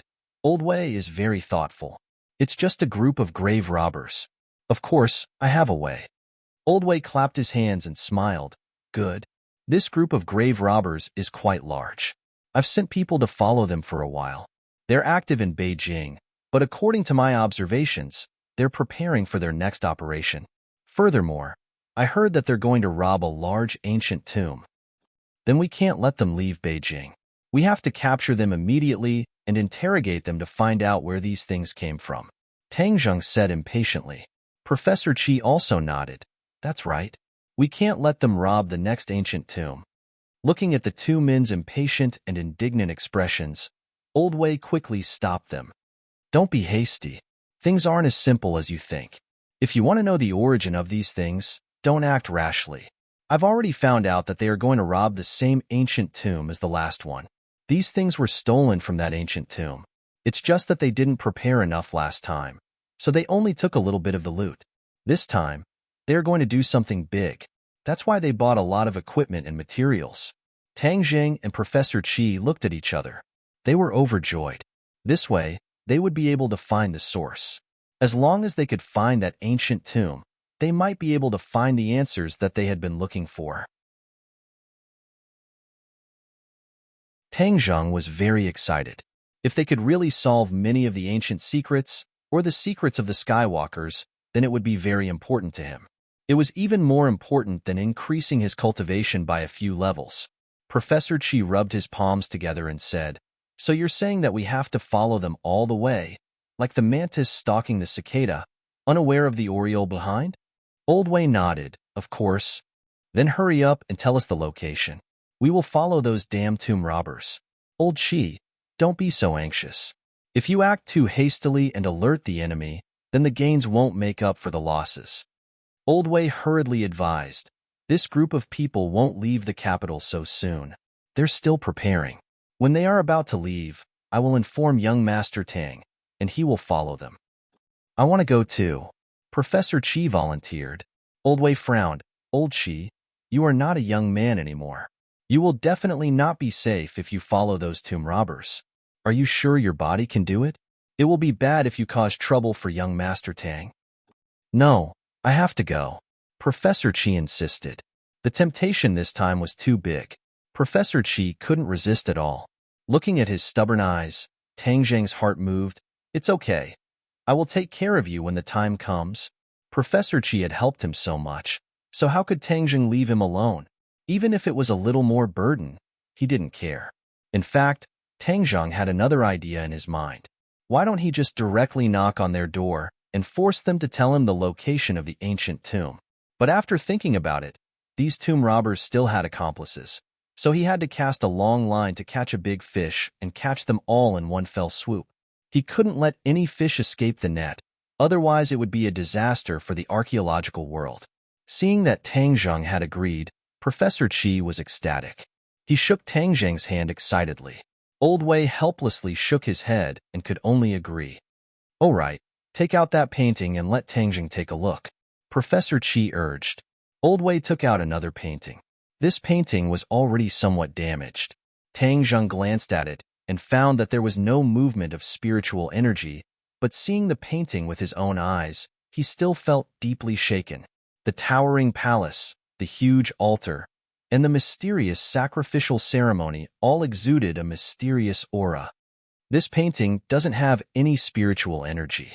It seems that not everything in the ancient tomb contains spiritual energy. Tang Zhang came to a conclusion. He wasn't disappointed. Instead, he felt that it was normal. If everything contained spiritual energy, it would be an unimaginable amount. After chatting for a while, he left and went back to wait for Old Wei's news. Since there were still a few days before departure, Tang Zhang decided not to return to the dormitory. He decided to use this time to calm down and cultivate. Where was the best place to cultivate in the capital? Of course, it was the Imperial City. Moreover, his Dragon God technique had made a breakthrough, and he had gained a lot in the Langya Pavilion. It was a good opportunity to communicate with the five-clawed golden dragon. The Imperial City was particularly quiet at night. Without the hustle and bustle of tourists during the day, it was like a sleeping lion. He went to the bottom of the Imperial City with ease and saw the five-clawed golden dragon. However, the five-clawed golden dragon complained to him. This was because he didn't bring Xiao Bai with him. The five-clawed golden dragon seemed to have established a deep friendship with Xiao Bai, although the five-clawed golden dragon still didn't understand Xiao Bai's origins. However, the five-clawed golden dragon's attention was attracted by Tang Zhang's cultivation. In just a few days, Tang Zhang had risen several levels. More importantly, his Dragon God technique had actually reached the third level. The five-clawed golden dragon's huge eyes widened. Although it had already expected this, it was still shocked by this rocket-like speed. He chattered and excitedly said that he would see the light of day soon. After it calmed down for a while, Tang Zhang talked about what he had seen and heard in the island nation.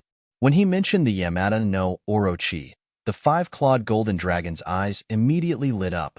It exclaimed, "You saw the Yamata no Orochi?" Seeing his big reaction, Tang Zhang was quite curious and asked, "Yes, isn't it said that the Yamata no Orochi almost transformed into a nine-clawed golden dragon? It's more powerful than you, right?" The five-clawed golden dragon nodded and said, "Of course it's more powerful than me." This matter caused quite a stir in the dragon clan. If such a murderous Yamata no Orochi transformed into a dragon, it would be the greatest irony and insult to the dragon clan. However, wasn't he destroyed by a mysterious person in the end? So, your dragon clan should thank this person. Tang Zhang joked. The five-clawed golden dragon nodded seriously. Yes, but do you know who this person is?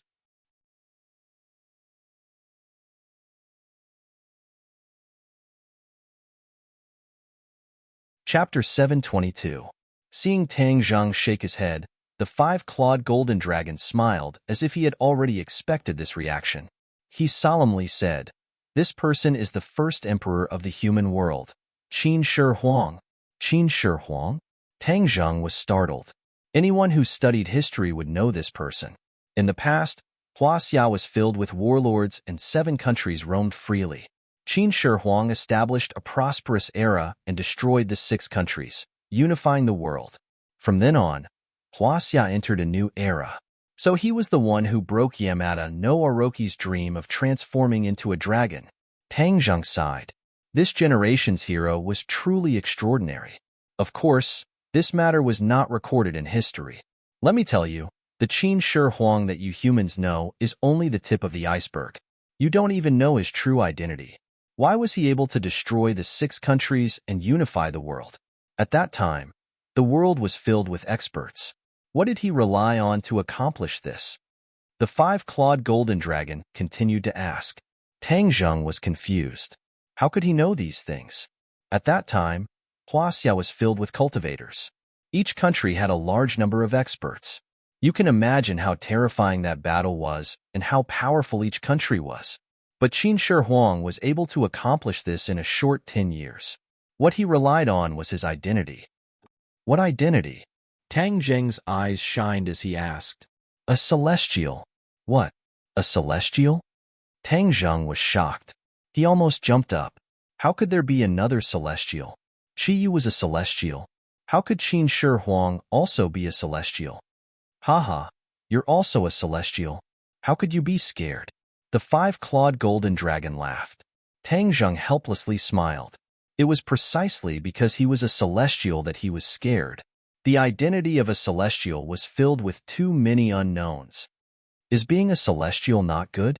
How many people dream of being a celestial? The five-clawed golden dragon disapprovingly said, "You said that Qin Shi Huang's identity as a celestial had something to do with unifying the world. What is the connection?" Tang Zheng changed the topic. The five-clawed golden dragon unhappily glared at him and said, "Of course it has something to do with it.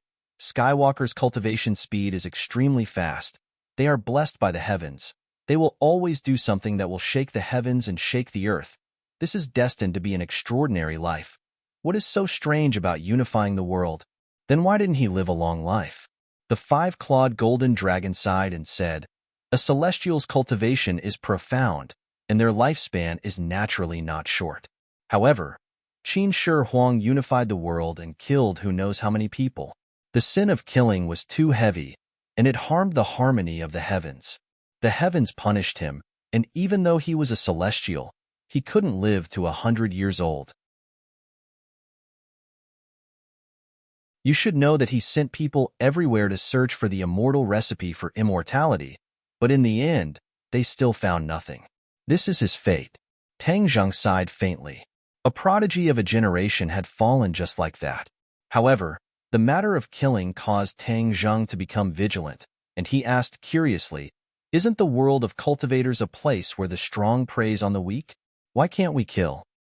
"Of course you can," the five-clawed golden dragon said. "It's just that Qin Shi Huang's sin of killing is too heavy. The number of people who died in his hands is no less than 1,000,000. This kind of sin of killing is not something that the heavens can tolerate.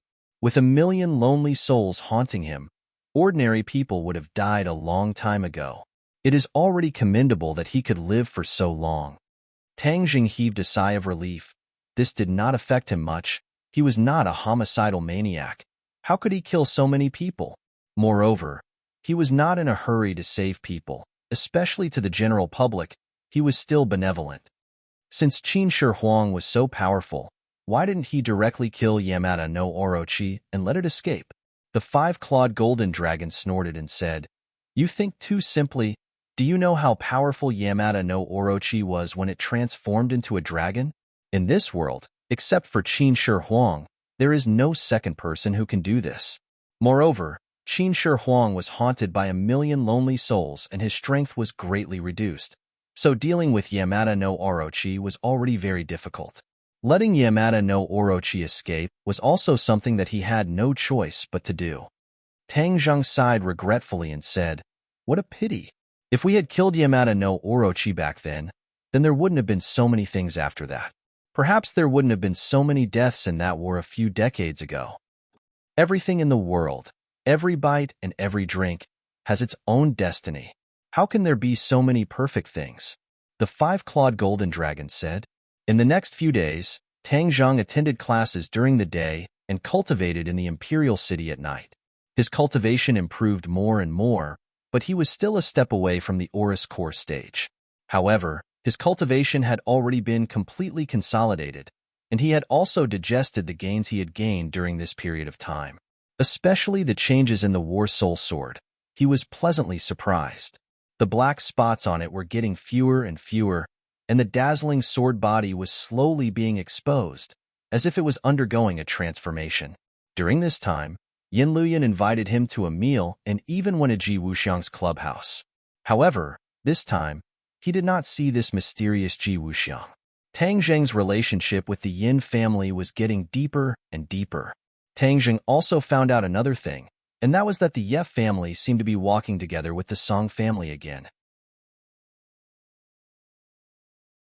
Back then, because of the marriage between Song Yu and Yi Dingdang, the two families were at odds with each other. Who would have thought that they would be close again today? Yin Luyun directly evaluated that there were no eternal enemies between the great families, only eternal interests. The two families had come together again because they had a common interest. In this way, among the four great families in Beijing, the Yin family was isolated. The Yi and Chu families and the Song family had joined forces, and the Song family's strength had taken a qualitative leap. They were already able to contend with and even suppress the Yin family. Looking at Yin Liuyun's indignant expression, Tang Jing thoughtfully said, "Young Master Yin, please pass on a message to Elder Yin. If there is anything I can help with, I will do my best." Yin Luyun was overjoyed. He had been waiting for these words. The Yin family had placed all their chips on Tang Zheng. Of course, they hoped that he could return the favor and repay them. Currently, these words were full of rewards. Tang Zheng obviously knew the Yin family's thoughts, but he did not reject them. People always needed allies, and this ally of the Yin family was very important to him. After coming back, he had been contacting Tian Chanzi. This old man seemed to have disappeared from the world. There was no news, and he was helpless. Of course, he also contacted Feng Shishir. She was doing well abroad, and the Rockefeller family did not do anything to her. Everything was very peaceful. Mu Hongyin personally came to the school to report the company's operation situation to him. Everything was going well. With the cooperation of the Yin family, everything was going smoothly. Moreover, Linger was also doing well in the entertainment circle. Since the incident with Ji Wuxiang's club last time, Linger's path to stardom had been smooth. Releasing albums, shooting movies, everything was proceeding in an orderly manner. Her popularity had soared, and she was already recognized as a rising star in the entertainment circle. However, there were also things that occasionally caused ripples in Tang Zheng's heart, and that was when he bumped into Yi Dingdang a few times on campus. However, Yi Dingdang completely treated him as air, brushing past him and never looking at him again, causing him to sigh. He had already been repeatedly urged by the five-clawed golden dragon to bring Xiao Bai to the imperial palace. In order to not listen to its nagging, Tang Zheng decided to go home once. Moreover, he specifically chose to go home during the day in order to avoid meeting Princess Anne. When he opened the door, as expected, he did not see Princess Annie. Marshall and Lil White were both at home, and when they saw him, a hint of pleasant surprise flashed through the depths of Marshall's eyes. Like a little wife who had reunited after a long time, they warmly welcomed him. Xiaobai jumped onto his shoulder, hugged his head and kept scratching it, as if complaining that he had not come back to play with it during this period of time. "I came back this time to bring Xiaobai out," Tang Zheng said. When Xiaobai heard this, he was extremely happy and squeaked nonstop. A hint of disappointment flashed across Wu's eyes. So he didn't come to see him. Tang Zheng immediately saw through her thoughts and hurriedly held her hand and said, "I missed you too. I came back to see you." Wu's eyes immediately surged with intense joy as he looked at him with a burning gaze. Tang Zheng's gaze inadvertently landed on Wu's hand. The huge scar immediately attracted all of his attention. He patted his head. He was truly muddle-headed. How could he forget about this matter? The scars on Wu's hands and chest were like ugly centipedes lying on her fair skin. It was a ghastly sight, and every time he saw it, it was like torture. There was no need to mention it to Wu. He had already said that he would remove these scars for her, but he had actually forgotten about it. There was no time like the present. He had to settle this matter today. Seeing him staring straight at his hand, the scar was shocking. Wu was shocked. As if he had been electrocuted, he immediately retracted his hand and hid it behind his back. His face became somewhat pale. Letting the person she loved see her ugly place was something that no woman was willing to do. Wu was no exception.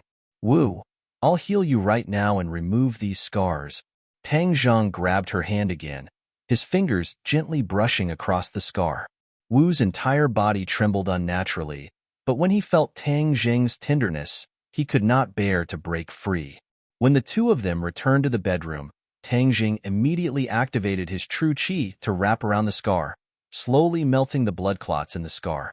The scar disappeared at a speed visible to the naked eye, but after that, no matter how much true qi he activated, he was unable to completely remove the scar.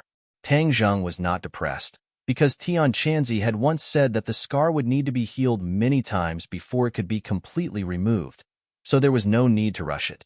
Seeing that the scar on his hand had been healed, Tang Zhang's gaze subconsciously fell on Wu's chest.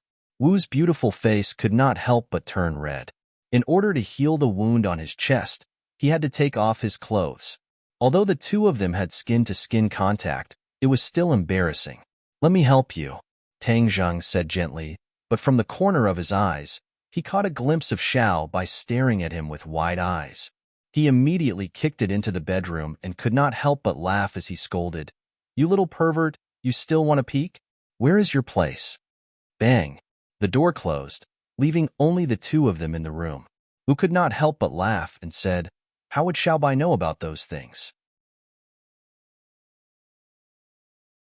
Don't think so badly of it. Don't be fooled by its pure appearance. It knows no less than you. Come, move your hand. I'll take off your clothes." Tang Zhang said carelessly and did not avoid it. His hands naturally landed on the buttons.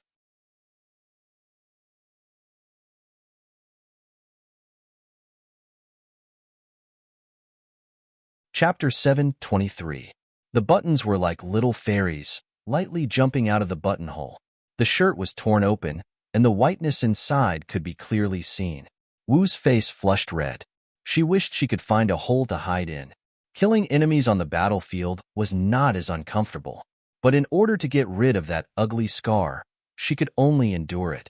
She secretly sized up Tang Zhang and found that his eyes were as clear as water, without the slightest bit of desire, just like a doctor treating a patient.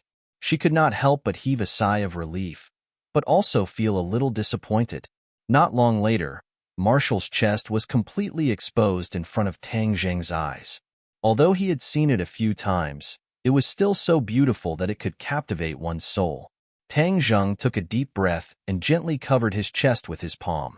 The warm and delicate feeling caused his heart to ripple. True qi gushed out and wrapped around the wound. The warm feeling made Marshall feel comfortable and even more alluring. Tang Zhang calmed himself down with great difficulty and managed to suppress the impulsive demon in his heart. Only then did he complete the healing process. The scar had already faded. After a few more treatments, it would definitely recover to its original state, perfect and flawless. Marshall could not help but look down at her chest, her beautiful eyes shining. The effect was immediate, and she could not help but exclaim, "How magical!" Tang Zhang smiled and said, "Of course it's magical. After a few more treatments, it will be completely healed." After saying that, he could not help but swallow his saliva. The temptation was too strong. Seeing his appearance, Marshall's cheeks flushed red. She hurriedly grabbed her clothes to cover her chest and said coquettishly, "You're not allowed to look." This action of wanting to welcome and rejecting was extremely flirtatious. Tang Zhang's originally restless flame immediately jumped up, and he threw her onto the bed and said, "I want to see." "Ah, you." Marshall was shocked. She covered her chest with both hands, completely losing her usual cold-killing intent. Quickly get up. It's broad daylight. What if someone sees us? Hee hee, what are you afraid of in broad daylight? Who would look? Tang Zheng laughed sinisterly. No way. Wu Yen firmly refused, but before he could finish, his lips were sealed by Tang Zheng's mouth. It was not as violent as a storm, but was exceptionally gentle. Wu's heart immediately softened as she recalled the kiss on the island nation. Just a single kiss had almost melted her body and mind. It was the same this time. This kind of gentle kiss made her unable to resist at all. Although she was usually decisive, when it came to matters between a man and a woman, she reacted strangely to this kind of gentleness and was especially sensitive. When the conditions were right, success came naturally. There was no storm-like attack. The two of them were like a river flowing into the ocean, merging into each other's bodies and even their souls. After a long time, the wind stopped and the rain stopped. Tang Zheng hugged the naked marshal and took a deep breath. After this round of exchange, he had absorbed a lot of purine qi. He realized that after his cultivation had greatly increased, the speed at which he absorbed purine qi had also become faster. Of course, the pure yang qi in his body had also increased even faster. The harmony of yin and yang had temporarily reached a fragile balance, but it could be broken at any time. How's your pure yang qi? Wu Qingchu laid on Tang Zheng's chest and asked with concern. Tang Zheng rubbed her smooth jade back and said with a smile, with you here, the pure yang qi will not be able to rebel. It has long been tamed by you. Wu Xian was embarrassed. She fiercely pinched the muscles on his waist and said angrily, you're really bad. Creak. Suddenly, a clear sound caused the two of them to immediately fall into silence. The two of them had excellent hearing and could easily hear the commotion outside the door. They looked at each other and whispered, why is there someone here? It must be, and who came back? She's not at school in the middle of the day, so why did she run home? Tang Zheng said unhappily. Marshall was both embarrassed and anxious. She fiercely pinched Tang Zheng and said, it's all your fault, doing such shameful things in broad daylight. Now that you've been caught, how am I supposed to face her in the future? Anyway, she knows about our relationship. What are you afraid of? Tang Zheng simply beat her at her own game and distanced himself from Anne. No, hurry up and jump out of the window. This height won't be a problem for you. Wu Kai refused and quickly pushed Tang Zheng out of the bed. Tang Zheng didn't know whether to laugh or cry as he stood naked on the bed and complained, is there a need for that? Yes, Marshall said decisively. Crack. But just as he finished speaking, the door was turned and the door was pushed open. Princess and stood at the door and said, you're home. Ah, before she could finish her sentence, her voice turned into a scream. Her eyes stared straight at Tang Zheng's body. F***CK. Tang Zheng felt a chill on his back and reacted quickly. He immediately crawled back into bed and shouted, what are you doing? Marshall was already stunned. He quickly covered his head with the blanket and began to deceive himself like an ostrich. Anne's scream was finally interrupted, but her eyes still looked as if she had seen a ghost. She stared at the messy bed and exclaimed, you too, in broad daylight, close the door. You're invading my privacy, do you know that? Tang Zheng roared in annoyance, and seemed to have awoken from a dream as she slammed the door shut. She clutched her chest as her heart pounded violently. She was a princess and had lived in the West since she was young, so she definitely had some education in this area. However, this was the first time she had seen a real man's body, so she was naturally quite frightened. However, her nerves were still very tenacious. After a while, she came back to her senses and smacked her lips. Everyone says that Eastern men can't do it. I don't think they're that bad. Inside the room, Tang Zheng carried Marshall out of bed. Everyone's gone. What are you hiding in there for? It's all your fault. If you woke up earlier, everything would have been fine. Tang Zheng didn't know whether to laugh or cry. It wasn't over yet.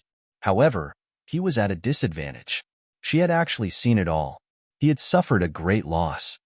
Since it has already happened, there's no point in running away. It's not like there's anything wrong with it. Moreover, this matter is her fault. She barged into someone's room and didn't respect their privacy at all. Tang Zheng said righteously, "Oomph. Anyway, I'm not going out today. If you want to go out, then go out." Marshall grabbed the blanket to cover his body and said resolutely, "You're not even afraid of going into battle to kill the enemy. What's there to be afraid of?" Tang Zheng didn't understand her. "How can that be the same?" Marshall asked. Tang Zheng was helpless and said, "All right, if you don't go out, I'll go out. I want to see what she can do to me." Tang Zheng's skin was thick. How could he be scared by a woman to the point that he didn't dare to leave the room? Dressed neatly, he walked out as if nothing had happened. Seeing and staring straight at him, he took the initiative and said, "Anne, do you know what privacy is? You are seriously invading my privacy." As expected, when she heard the word privacy and immediately apologized, "I'm sorry, I didn't know you were at home, and I didn't know you were doing that. Otherwise, I definitely wouldn't have barged in. This is my fault. I apologize." Her sincere attitude made Tang Zheng feel a little embarrassed. Tang Zheng resentfully waved his hand and said, "Since it's your first offense, I won't pursue it. Why don't you go to school in the middle of the day and run home? You're still talking about me. Aren't you at home too?" "I don't have class today." Princess Anne rolled her eyes and said, "I don't have class either. You promised to bring me around the capital last time, but you still haven't fulfilled your promise." Tang Zheng was shocked. "You've already seen the matter between me and Marshall. Why are you still sticking to me to bring you around the capital? When did I promise you?" Tang Zheng refused. "Last time I told you about Yi Ding Dang." Hearing the 3 words Yi Ding Dang, Tang Zheng's mood immediately dropped and said, "I didn't promise you, that's what you said." After saying that, he returned to his room and bid farewell to Marshall. Marshall also wished that he could leave quickly, otherwise, it would be awkward if Anne saw him. Tang Zheng brought Xiaobai and left amidst Anne's angry denunciations. In the next few days, Tang Zheng took the time to treat Marshall's injuries.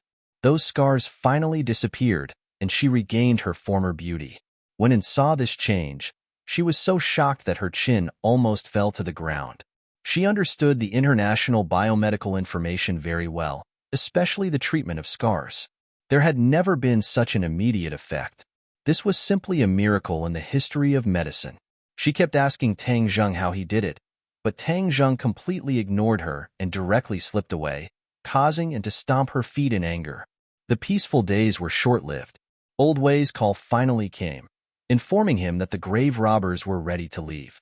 It was just a group of grave robbers, so Tang Zheng did not put them in his eyes. So he left Little White in the imperial city to accompany the 5-clawed golden dragon. Marshall also stayed at home to cultivate the fire underworld palm. Ever since he had seen the actual power of the fire underworld palm, he had been training even harder. Driving to the school to pick up Professor Chi, he found that he had prepared a lot of things. It was obvious that he had made sufficient preparations during this period of time. Is there a need to be so exaggerated? Tang Zheng didn't know whether to laugh or cry. Professor Chi nodded seriously. "Of course there is. This time, we are going to the wild, and we are exploring an ancient tomb. There are only the 2 of us, and we don't know what kind of unexpected situation we will encounter, so we have to be fully prepared."